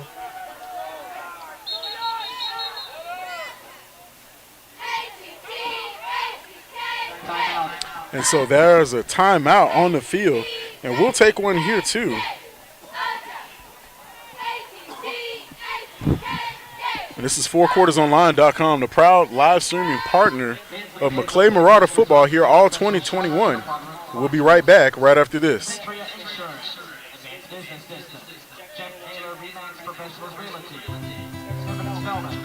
I'm Hunt Dyson. I started at Maclay in kindergarten. I came from Faith Preschool. It's been really fun. I've enjoyed it a lot, especially going into high school. Like, I had that group of friends that I've known my entire life, and then I also got to meet a bunch of new people from coming outside. I started out just as a writer sophomore year. I had heard that my friends Emily Dudley, Ellie Castillo, and Rachel Stockel wanted to make a paper. So I contacted Mr. Norman, who redirected me to Mrs. Mayer, and they said I could come on as a writer. So I wrote, I think, a couple of articles for the newspapers that just got to start up.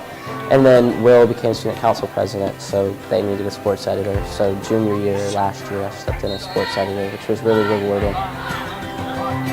I want to say A-Push was probably my favorite class. I didn't think it would be. So Highsmith on the previous carry, it's going to be pushed back about a yard or so, and that'll bring up 4th down for the Gators. So Wewahitchka has about 2 yards to get to a 1st down, ball resting on their own 37-yard line. 5 minutes and 21 seconds left in the 3rd. And once again, operating out of that bunch formation. It's going to be Highsmith who's going to take the snap, looking for some room. He's going to be hit early, and it looks like he's going to tumble forward. And that looks like it'll be good enough for a 1st down. And Wewahitchka moves the chains. Mark, they're not trying to fool anybody. They're running the same play left and right. And they're saying, okay, you know what we're going to do? Try to stop it. And so the Marauders really have, you know, kind of put themselves in a bend, don't break position here defensively, and, you know, kind of giving up small chunks of yards here, but not the big play, as Wewahitchka really limited, as one of their big playmakers, Zay McDaniel, went down early on with a leg injury. He had some ice on it, kind of hobbling around, but that just kind of left. Behind the chain. You don't want to give them a 3rd long, make a 2nd and short. You want them to be 2nd and long, 3rd and long, and force them to punt the football. They're not going to punt with 3rd down and 2 or 1. They're going to try to go for it on 4th down either way. And that's just putting the Marauder defense on the field for longer than expected, but really the workhorse now for Wewahitchka has been Alex Williams. He's had most of the carries here tonight, and he'll take the direct snap here, and it's going to be a handoff. Oh, he fakes the handoff. He's got some room around the edge, and Williams takes off, and he's got plenty of running room still on his feet, and finally brought down. Mark looked like he got a little energy. He was bending over on his knees the whole game, and he looked like he was shot out of a cannon on that sweep. And so some misdirection has given Wewahitchka new life here. That young man is still down.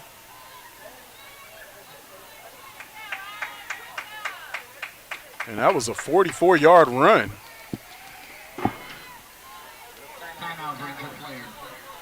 And so we've got a timeout here, and we'll take one, too. And we'll be right back right after this.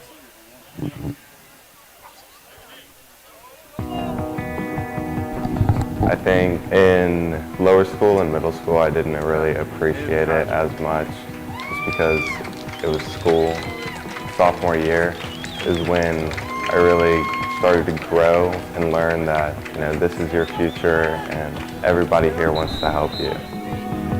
I still do that. I was a baseball player until my sophomore year.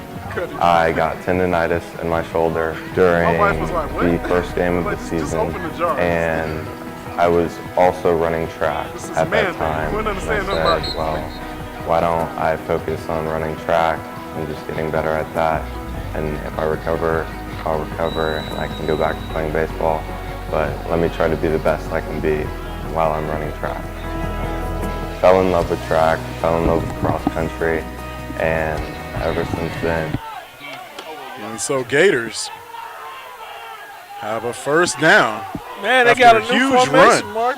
They had a wide receiver out there split wide. By Alex Williams, and there's Highsmith on the carry. He's going to grind his way down into further Maclay territory. And he's going to end up on the Marauder 15-yard line, 16-yard line. Mark, it's a 4-yard gain. Is they're effective at keeping most of the offense on the field, running the football, wearing them out because everybody goes both ways.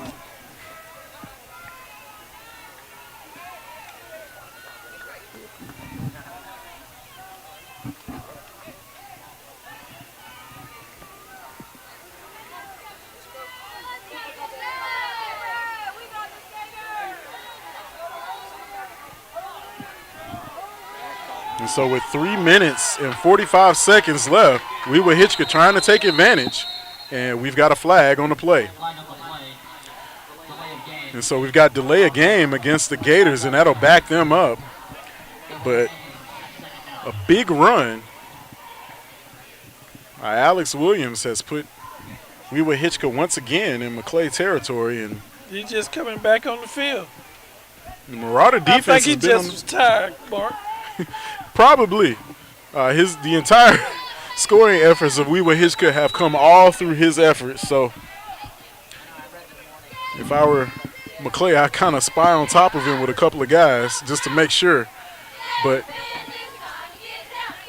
also not being outdone is Landon Highsmith. He's had a couple of carries that have put Marauder defense off balance, and Wewahitchka is going to hand it off to Williams again, looking for the edge, and he's going to be Marauders played that a lot better. Boxed out of bounds. Not before he picks up about 7 yards, and that'll bring up third down and about 3 for the Gators.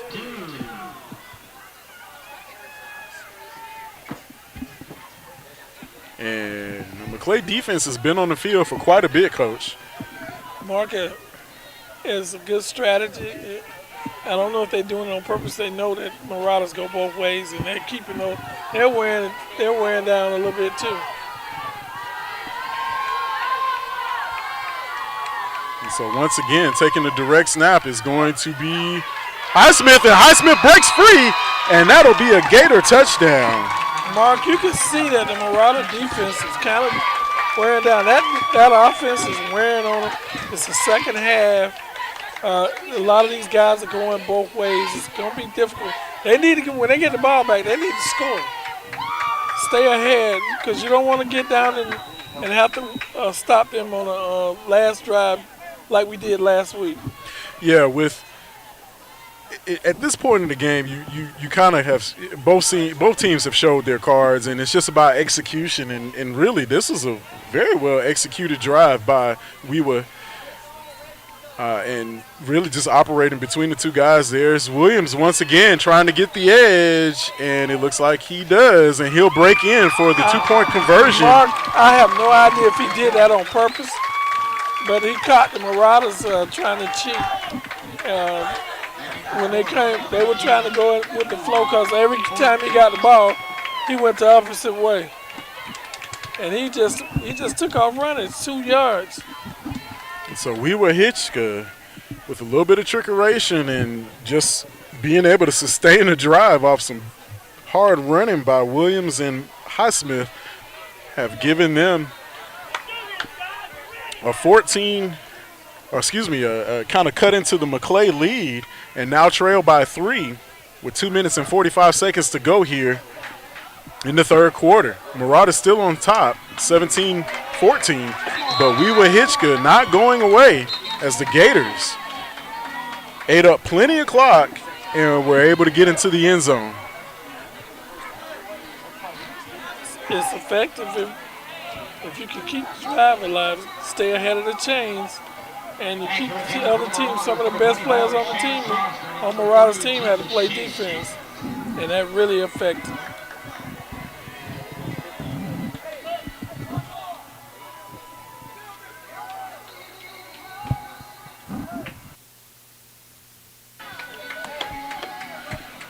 And so as Wewahitchka lines up to kick it away, back deep for the Marauders.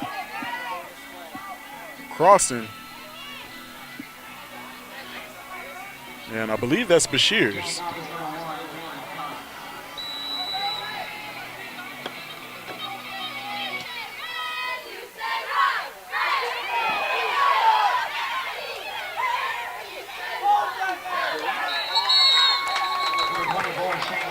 That may be the best kick of the day for Wewah.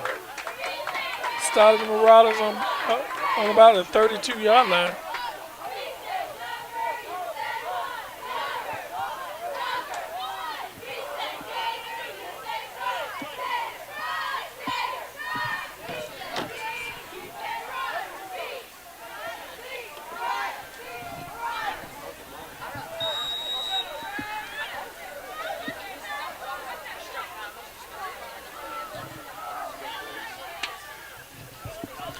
So operating out of the shotgun from their own 31 will be the Maclay Marauders, and we've got flag on the play.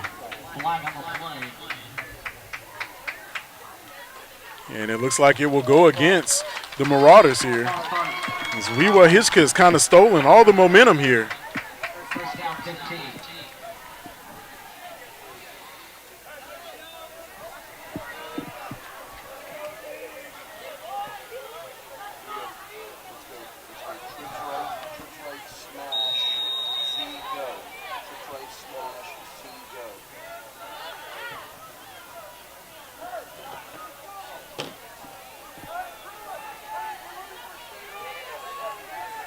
And so that'll bring up first down, and long for the Marauders. That's Grant looking for a man and cannot connect. And that was Bashir's, the intended receiver. And Coach, the Gators have kind of stolen all the momentum here. Yeah, and that the offense they run will do that. You grind the ball out, eat up a lot of clock, and you take all the momentum away from the other team, especially when they score a touchdown. So Grant, once again, from the shotgun, I'm going to roll out, looking for a man downfield and still can't connect. And that was Bashir's again, the intended receiver. And Marauders really down coming up here for the Marauders. Facing a huge third down and long situation here.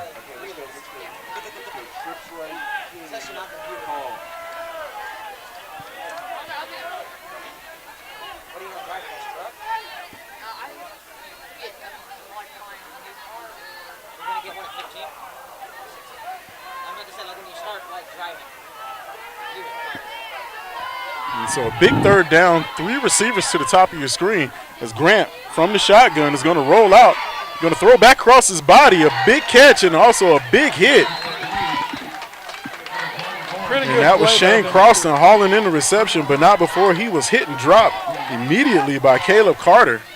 And that'll bring up fourth down for the Marauders. So now it's the Wewahitchka defense that's stepping up big with 2 minutes to play here in the third quarter. And back deep for the Gators is Zay McDaniel.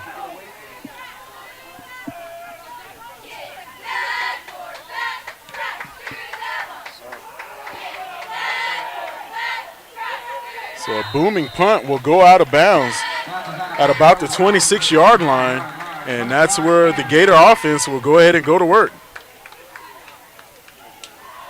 Well, I see Alex Williams on the sideline, maybe just to get a rest. Well, Coach Zay Williams went back in the game. It looks like he was needed once more as he took the ice wrap off of that knee and decided, hey, I'm going to go in and help out my team. And for Maclay, their defense comes back on the field, and really that was kind of an offensive drive where you really needed to put together something big so that you can give your defense a rest.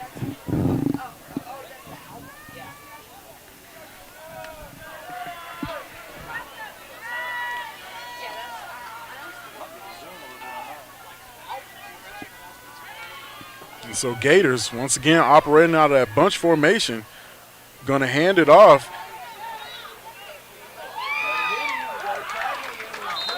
And there's Zay McDaniel.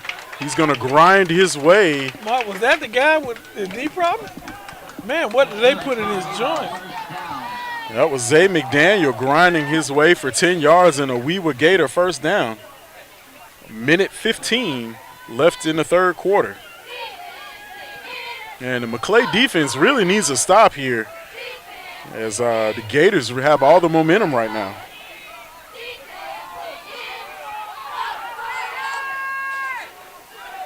So there's another handoff. Zay McDaniel still keeping his legs moving, trying to inch for more yards, and he's going to pick up about 7. Mark, some hard running. This kid, I don't know what they gave him on the sideline, but he has come in and then had some pretty good runs. So 2nd and 2, and Coach, the Marauder defense is starting to show signs of fatigue. They've been on the field quite a bit in the second half. Coach, you talked about the strategy that we was using, really just running the ball, eating up huge chunks of clock as 17 seconds remains in the half, as the Gators have inched their way out to the 45-yard line. And there's Williams again, and he's going to be very close to a first down, as that will do it for the half. And so fourth quarter coming up.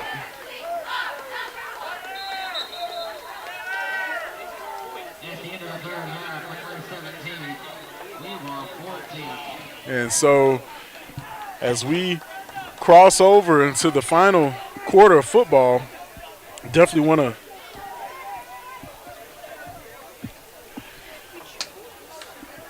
give credit to those who have sponsored the Maclay football program here in 2021.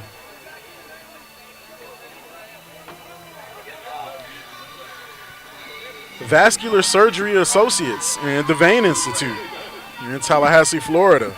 Proud sponsors of the Maclay football program, along with Ronald G. Willis Family Dentistry, making Tallahassee smile. Remax and Professionals with Jeff Naylor, proud supporters of Maclay football. Brown's Commercial Refrigeration, proudly serving Tallahassee since 1961. Accentria Insurance. And Advanced Business Systems, proud supporters of Maclay football.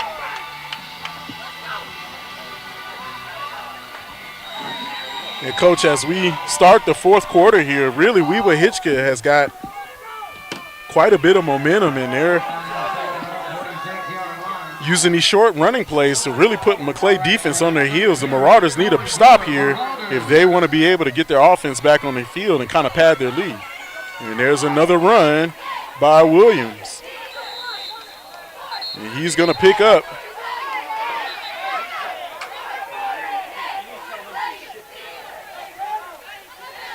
about 6 yards.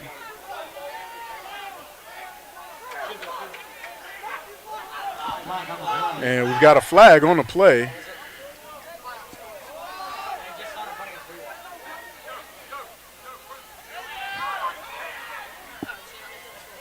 Yeah, and it looks like that's going to go against the Gators. That's big, Mark. So a block in the back against Wewah will back them up. They had just crossed midfield, and they're back on their side of the field. Ball now resting on the 40-yard line of the Gators. And that'll bring up first down and 15.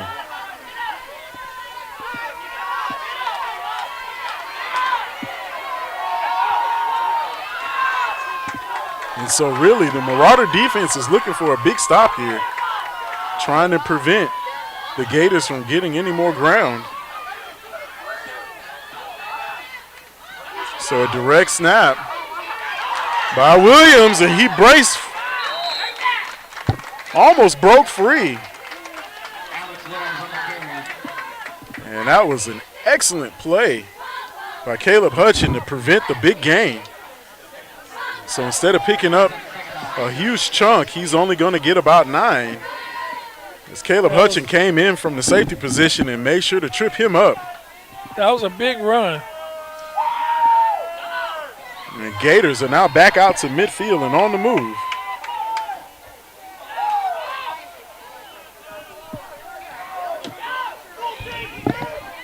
So once again from that bunch formation, the direct snap now going to that was Zay McDaniel. And he's going to be about a half a yard short of the first down. And this is where Wewah really has the Marauder defense kind of on their heels. Not sure who's going to get that direct snap or which way the run is going to go. And really just for Maclay, they're just trying not to give up the big play. But the Gators are eating up more and more chunks of yardage here in the second half, Coach. Yeah, Mark, they are playing tough. This is grinded out, eating up yardage, eating up the clock, and keeping Marauder offense off the field. And so They're that's really another. grinding. This is tough. This is tough man football.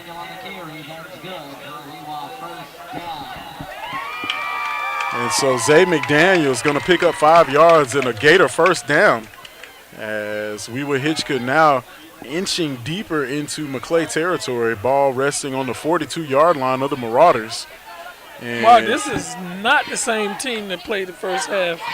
They did not run this effectively in the first half. And they found something in that, and they continue to do it. So once again from the bunch formation. And that's going to be McDaniel. He's going to break free and turn the corner, and McDaniel is running free. And not before he is tripped up, and that'll be a touchdown for the Gators. Mark, they found something. They brought McDaniels back, and man, that 1-2 punch with him and Alex Williams has been tough on the Marauder defense.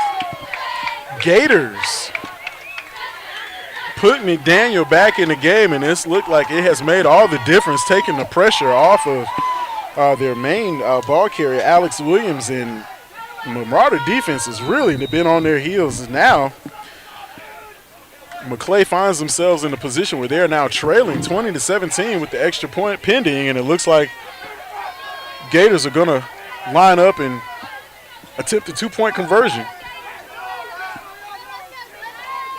And so there's a direct snap to Williams, and he's going to tumble forward, and it is good.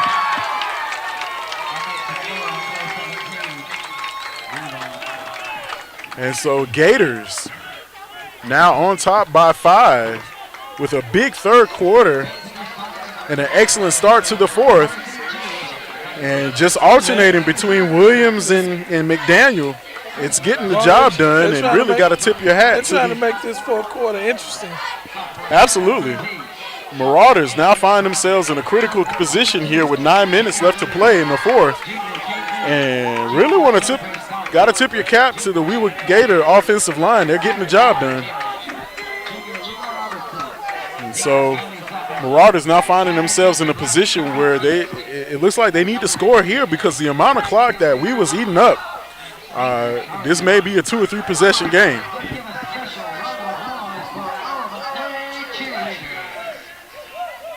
And so I think Maclay finds himself in a position here where they didn't really expect, after taking a big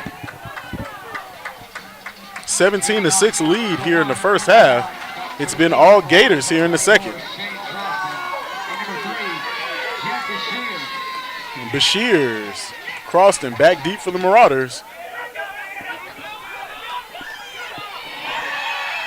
And Bashir's looking for a lane, and he's got one, and he's armed to the outside, crossing midfield on a big return. And, Coach, I think that's what the Marauders needed. And it looks like we've got a flag down in the middle of the field. My mistake, that's the kicking tee. It looked yellow.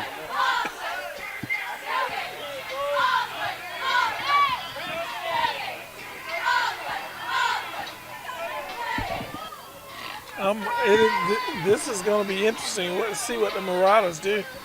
Offensively, they haven't had much success this is second half, so let's see. Yeah, it came out a little flat to start the third quarter. And Grant really had an excellent first half. He and Hutchin were able to link up. And so Maclay dropping back, going deep. And that pass is going to be complete. Touchdown, Marauders. And Bashir's had a lead all the way. And, Coach, that passing game once again proven to be lethal and effective for the Marauders. Marauders have mismatches on the edge, and they really took advantage. Nice pass. Might have kind of scored a little too quick. You might want to keep that offense of Wewahitchka on the sideline. Yeah, I think that puts a lot of pressure on the Gators once again, but I think that was unfortunately that's the problem when you have a lethal passing attack. You don't give your defense a chance to rest a whole lot, and most of those guys are on the field.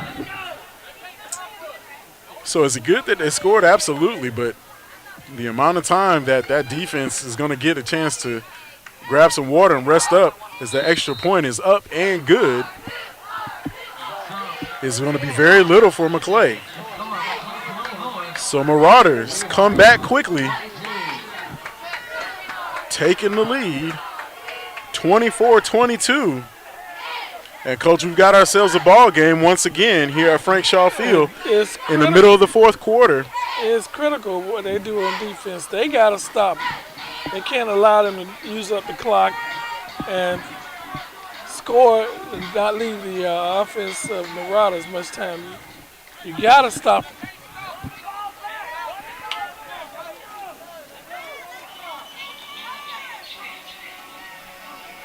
Kicking off for the Marauders, number 10, Tucker Hicks.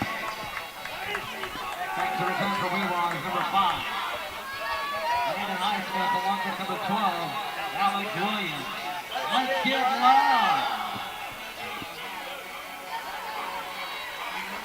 Coach, so Maclay really has an opportunity here defensively to really put a lid on this if they can be able to come up with a defensive stop.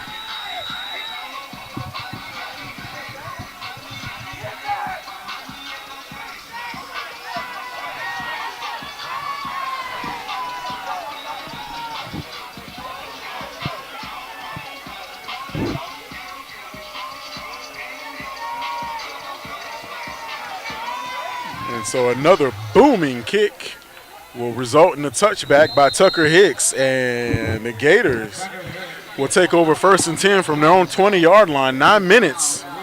9 minutes left to play in the ball game.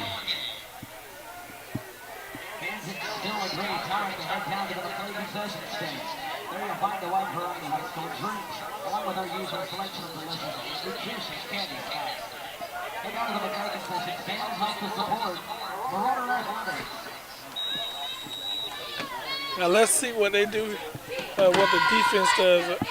Maybe they come up with some solution to this offense.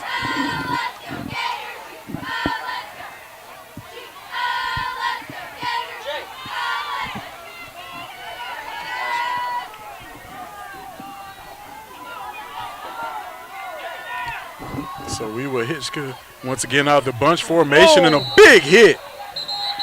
And that was number 2, Jim Mura. You got a flag. Came from the backside and was not having that.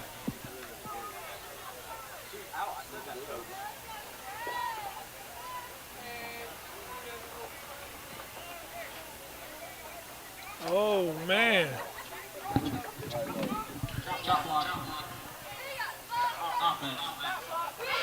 And so penalty being assessed against the Gators for a chop block, which is illegal. And that will push them back further.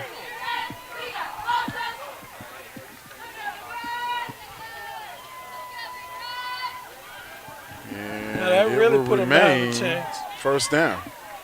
So 1st and 20 for the Gators.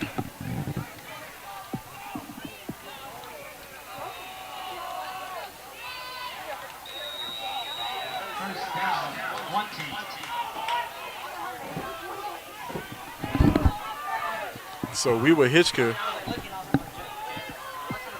looking to get the play call in here. 10 seconds on the play clock. Bunch formation. It's going to go to Williams again, looking for the edge, and he's going to be hit and dropped early.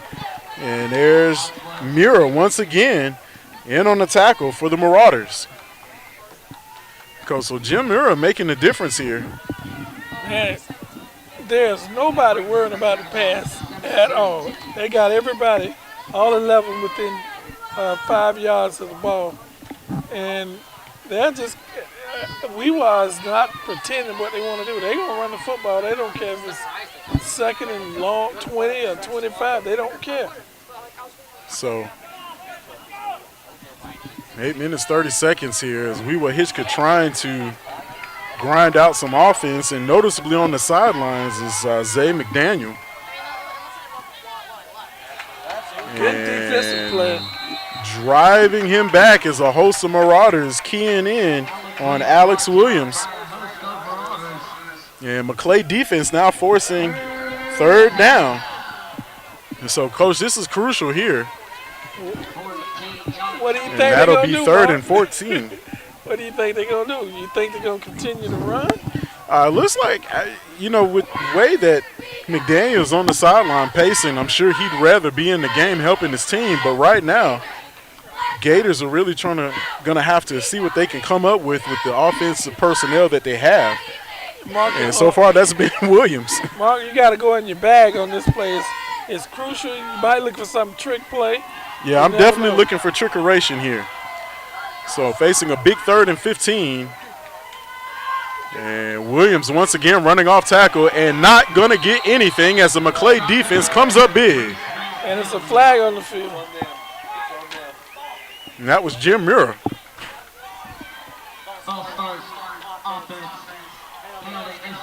And so the false start will be declined. And Gators now facing a 4th down. They come close to blocking that punt a couple of times, and we're going to see this time what they're going to do. The kicking game of Wewah is not exceptional, so he only is about 7 yards back from the ball, and that's kind of perfect for somebody trying to block it.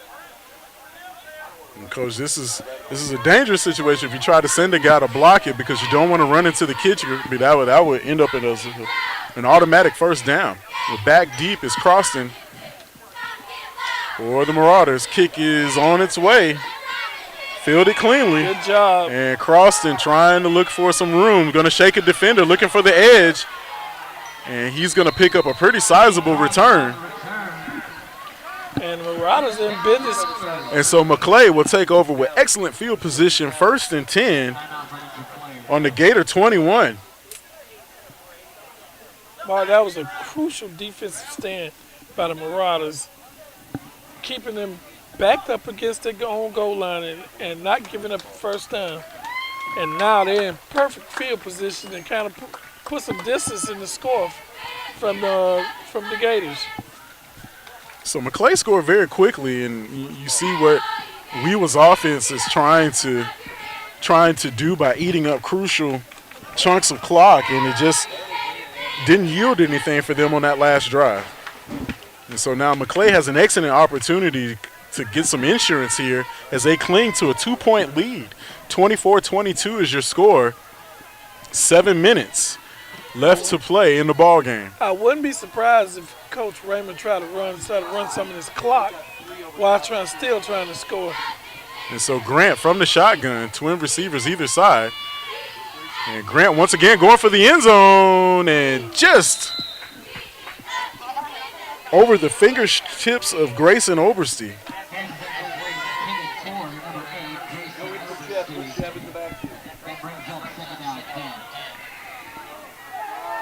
So now facing second down. Really trying to take advantage of the pass here and the mismatches you talked about earlier, Coach. Just looking for any kind of opportunity to get some more insurance here late in the ballgame. He has no pressure when he dropped back to pass. So same formation, twin receivers either side. Grant from the shotgun. He's going to pitch it. And the pitch will go for maybe about a yard. And so Bashir's on the carry, just wasn't able to turn the corner or get any kind of separation from the Gator defense.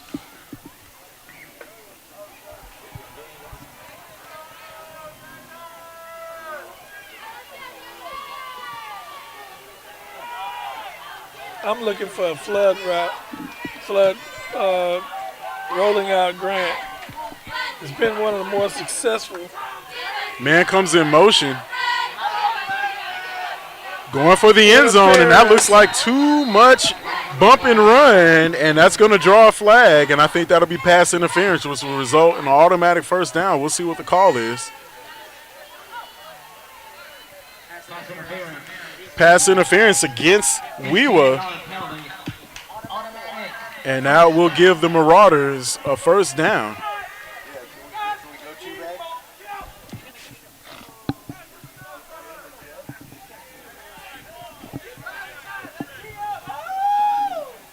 So Marauders trying to take advantage here with 6 minutes left to play, holding on to a 2-point lead, up 24-22.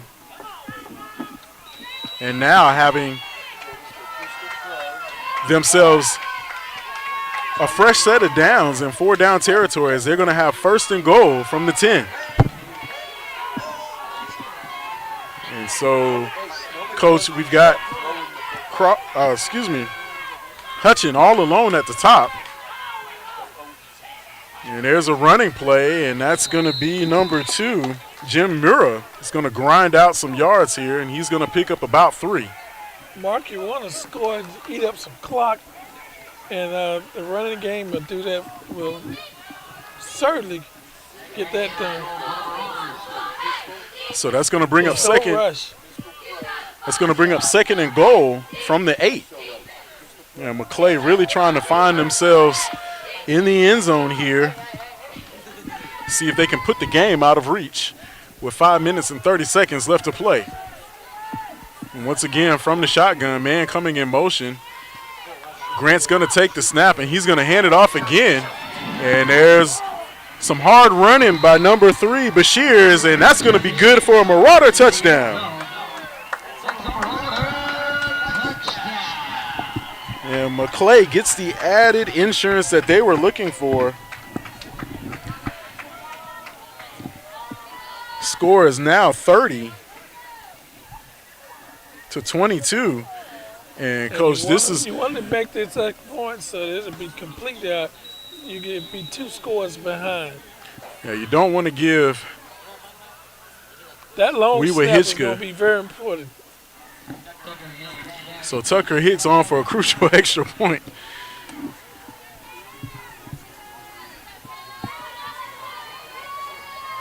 Snap is down, kick is up, is on its way, and it will split the uprights with plenty of room to go. And the kick is good. And so with 5 minutes and 15 seconds to go, it's now a 2-score game as Maclay has reclaimed the lead and now has a commanding lead, 31-22 over Wewah. And Coach, even though definitely have to give some credit to Alex Williams for running so hard, it may not be enough. Man, I know he's tired. This guy, ever since the first half, he was leaning over, hands on his knees, and looked like he needed a blow.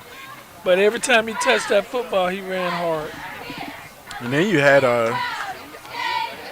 Zay McDaniel coming back in and make things interesting, but Michael Grant, Caleb Hutchin, and Jeb Bashirs and Grayson Oversee really have helped to ice this game. We've got a few minutes left to play, but with the way the Gators have been moving the football, taking up lots of clock, the clock was their friend at one point, and now it looks like it may be their enemy. So Tucker Hicks lined up to kick it away. And there's a high end-over-end kick, and that's going to be fielded by Williams. He had a big kick return early, and he changes direction looking for the edge, and he's going to be hit and dropped at the 27-yard line. And that's where the Gators will go ahead and go to work with 5 minutes left to play. Get up, Cheyenne. And so Marauders special teams making sure to not give up any crucial yards.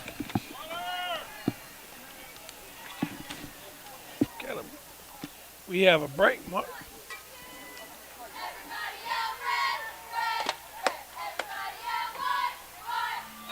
And so as we have a timeout on the field, we'll take one too. This is 4 Quarters Online, the proud live streaming partner for Maclay football here in 2021. We'll be right back right after this.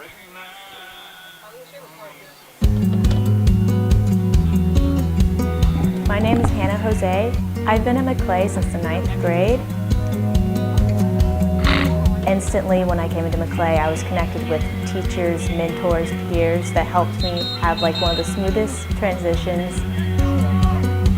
I found a notebook on my teacher's desk at Holy Comforter, and it said Student Astronaut Challenge. And instantly I was like, what is that? And she explained it to me, and she said, hey, if you want to create a team, we need 5 people by tomorrow. And so I asked a bunch of my friends from different grade levels, and we had a team by the next day. And when I came to Maclay, I found that there wasn't a Student Astronaut Challenge. And so, Coach, we talked about how really just Wewahitchka, they've got a couple of playmakers. Mark, it's difficult. The running game is kind of tough unless you get big chunks of yards in this situation. Whoa, what a hit. And that was number 5. Landon Highsmith running hard, but he hit a wall. Man, that's textbook. Yeah. Marauder defenders were not having that.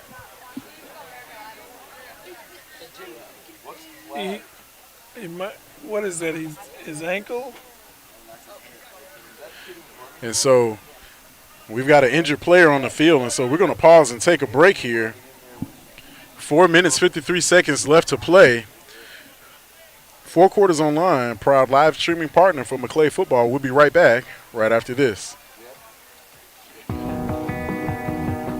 I think in lower school and middle school, I didn't really appreciate it as much just because it was school. Sophomore year is when I really started to grow and learn that, this is your future and everybody here wants to help you. I was a baseball player until my sophomore year. I got tendonitis in my shoulder during the first game of the season, and I was also running track at that time, and I said, well, why don't I focus on running track and just getting better at that, and if I recover, I'll recover and I can go back to playing baseball, but let me try to be the best I can be while I'm running track. Fell in love with track, fell in love with cross country, and ever since then, it's just been running. Everybody here wants to help you. Like I said, I didn't understand that until sophomore year. That's when I realized I need to start doing my work. I recommended Jay because not only is he one of the best runners in North Florida, South Georgia, but he knew that he needed to strengthen his skill. So coming out of the timeout, flag just before the play will back up the Gators 5 yards. And so now they'll be facing a 1st and 15. And so once again, coming out of the bunch formation, there's McDaniel running hard, spinning off a defender, grinding out some of that lost yardage. And he's going to pick up about 9. Forward progress will give him about 9 yards. And so that'll bring up 2nd down and about 6.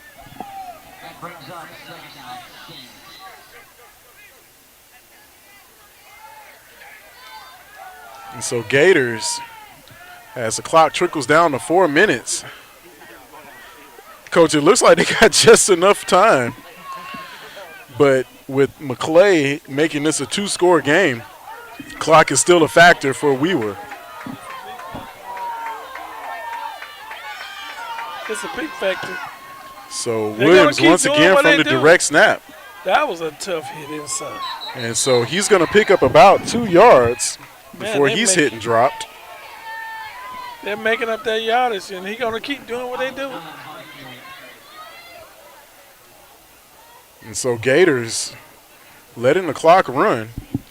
Because this is just one of the double-edged swords of being able to have the kind of offense that they do. You know, if you're up big, it makes a difference. But when you're behind, it really goes against you. And so once again, Gators from that bunch formation. Williams taking the direct snap, and he's looking for some room, and he's got some on his feet. And he's going to pick up about 25 yards on the gain. But the clock is not their friend. They got a 2-score. They're 2 scores behind. And so Williams is, I'm sure if he doesn't have close to about 150 yards rushing, I'd be very surprised. And the young man he's giving it all out here tonight. And he's wearing look like a neck roll. And so Gators now cross midfield into Marauder territory, and there's Zay McDaniel looking for some running room, and he picks up a block, gets tripped up, but not before picking up 10 yards, and that will move the chains for the Gators. Or he'll be very close to a 1st down. I'm sure the Marauders are not worried about them running. The clock is down to 2 minutes and 14 seconds, and they can let them keep running as long as they don't score. And a big playmaker, Williams, now sitting on the bench. And it's going to be McDaniel here taking the lion's share of the carries. And he's still on the feet, flag drawn on the play. And McDaniel's going to pick up about 7 or 8 yards on the carry.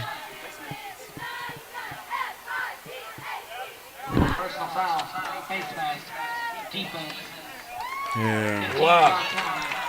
That's going to be a disappointing personal foul against the Marauders as the clock is really getting down inside 2 minutes. But that's going to give the Gators new life. And Coach McDaniel checking out and Williams coming back in. Man, that's a heck of a tandem they have.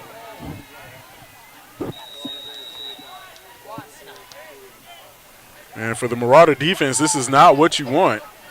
You want to be able to close out the game and not put yourself in a situation where you're on your heels. And so 1st and 10 from about 13. It's Williams on the carry. He's going to get inside the 10-yard line.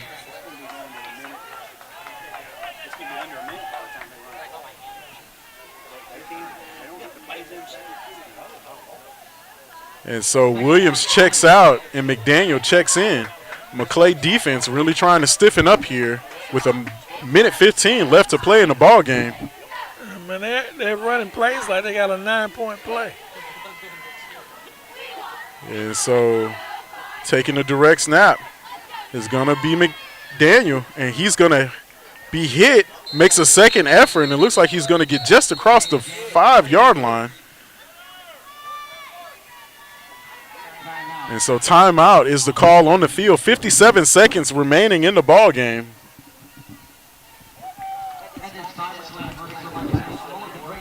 Marauders trying to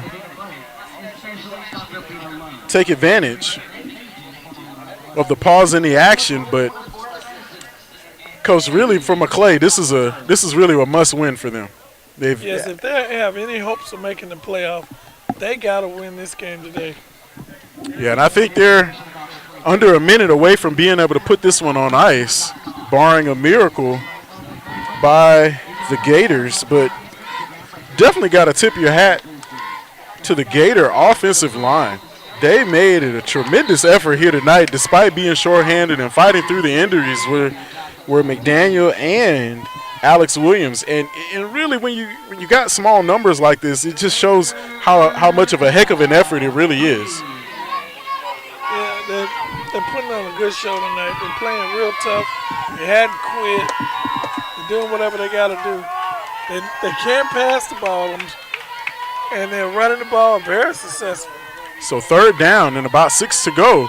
And there's a handoff to that's McDaniel, and it looks like he got across, and that's a Gator touchdown. So Gators not going away as Wewahitchka is able to punch it in on a 6-yard run by Zay McDaniel. So the Marauder defense has definitely been on the field quite a lot here in the second half, but Gators are going to try to make things interesting by going for 2. And, Coach, just like you mentioned, how crucial was that extra point attempt? It's going to be crucial that it's going to be an onside kick, and it's going to be crucial they get the ball.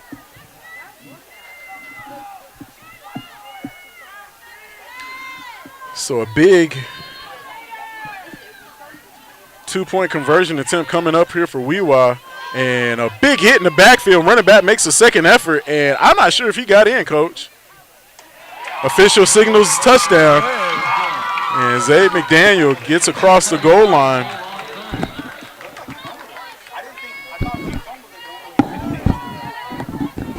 And so Gators have just made things a little bit more interesting and probably too close for comfort for the Marauders, as Maclay has a fourth quarter lead with 50 seconds remaining, and it is crucial. And this is special teams, and maybe special teams will win the football game.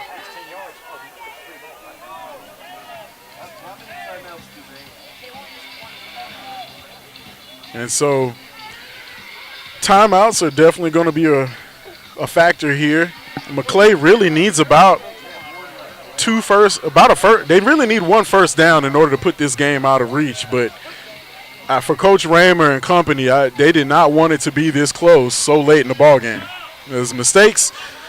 You definitely don't want to put the ball on the ground, and this onside kick attempt that I'm pretty sure that's going to be coming up will be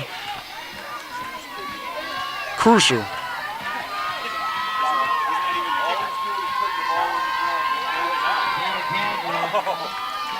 And Mark, look who kicks the ball.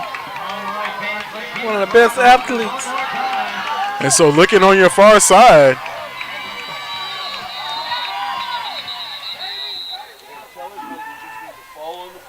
and so, Coach, if you'll notice off to the far side, you'll see Williams over there, a part of the specialists, and Maclay calls timeout.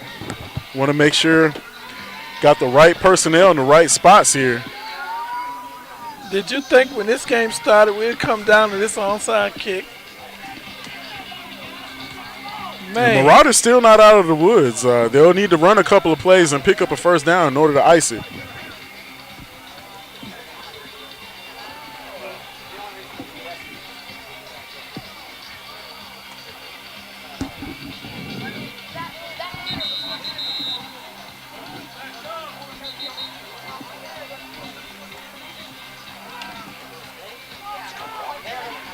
And so a big onside kick attempt coming up.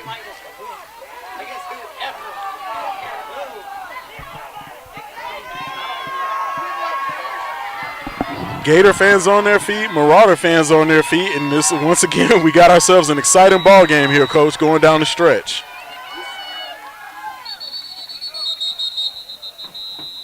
And so I'm not sure. It looks like somebody may have jumped the gun and jumped off sides.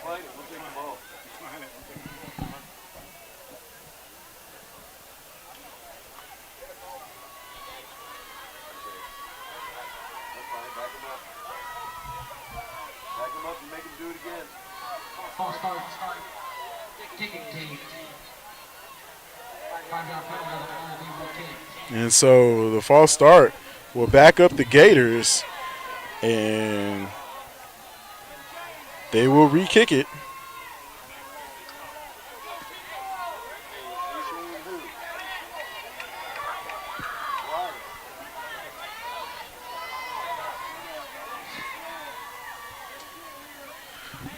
Coach, so we got some excitement here late in the game. 50 seconds to play. Onside a kicking attempt coming up. And so Maclay, that was number 7, Hayden Hilliard, fell on it, and that will give the Marauders first and 10. Ball on the Wewah 49-yard line. Solid play by the return team.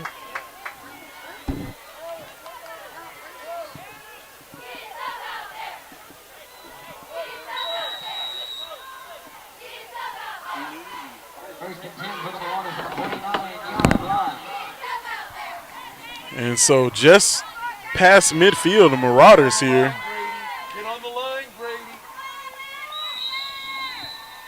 Are going to take a knee, and I think that will be just enough to do it. Coach, it looks like the onside kick took off just enough of the clock. I think they only have, the scoreboard doesn't tell us how many timeouts they got, but I think they don't have any more.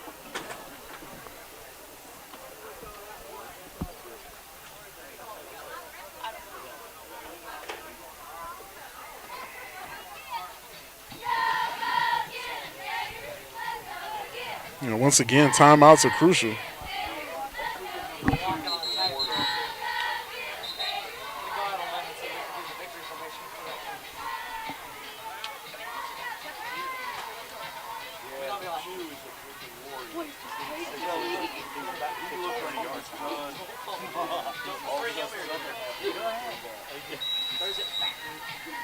So Marauders once again hoping to run out the clock here in the victory formation. They're going to take another knee.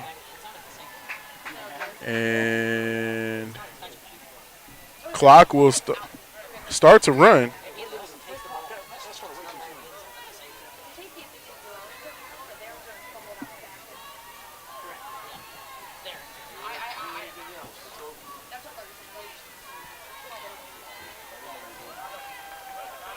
That's it. And that will do it. So the Marauders finally get their second win of the season as they close it out against the Wewahitchka Gators, who definitely made things interesting going down the stretch.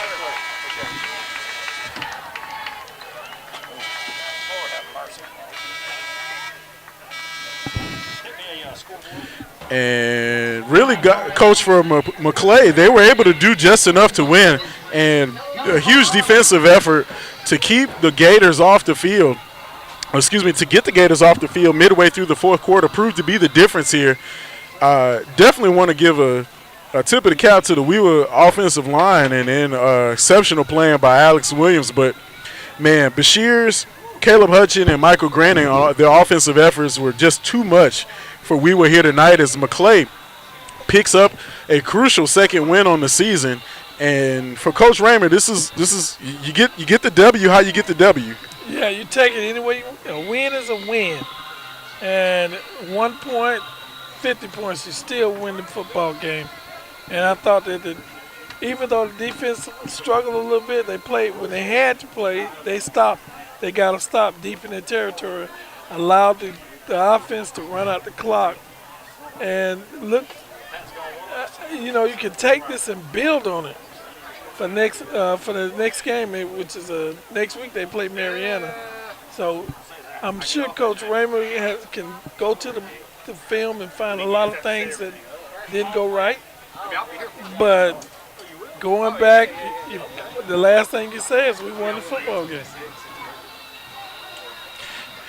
So Maclay will come out of this one a victor, 31-30 over the Wewahitchka Gators. And Coach will be right back here next week. Great things. Keep playing. The best game in the world, football. And so up next for the Marauders will be the Mariana Bulldogs, who come in really with a really good running game, and it'll be interesting to see how Maclay responds with their second win on the season. And Coach, that'll do it here from Frank Shaw Field, where the Maclay Marauders are the victors as they come away with a 31-30 win, edging the Wewahitchka Gators. And we'll be back here next week. Four Quarters Online is proud to be the live streaming partner. Also want to thank Accentria Insurance, Advanced Business Systems, Brown's Commercial Refrigeration, our friend Jeff Naylor, and Remax. Ronald G. Willis, Family Dentistry, and the Vein Institute by Vascular Surgery Associates.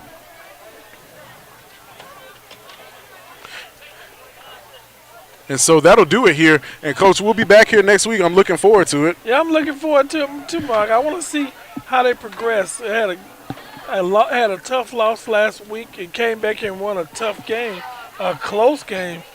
And let's see what happens next week. I'm excited about it. And for Four Quarters Online and my partner, Johnny Cofield, I'm Mark Adams. We'll see everybody next Friday here at Frank Shaw Field, home of Maclay Football Live, brought to you by FourQuartersOnline.com.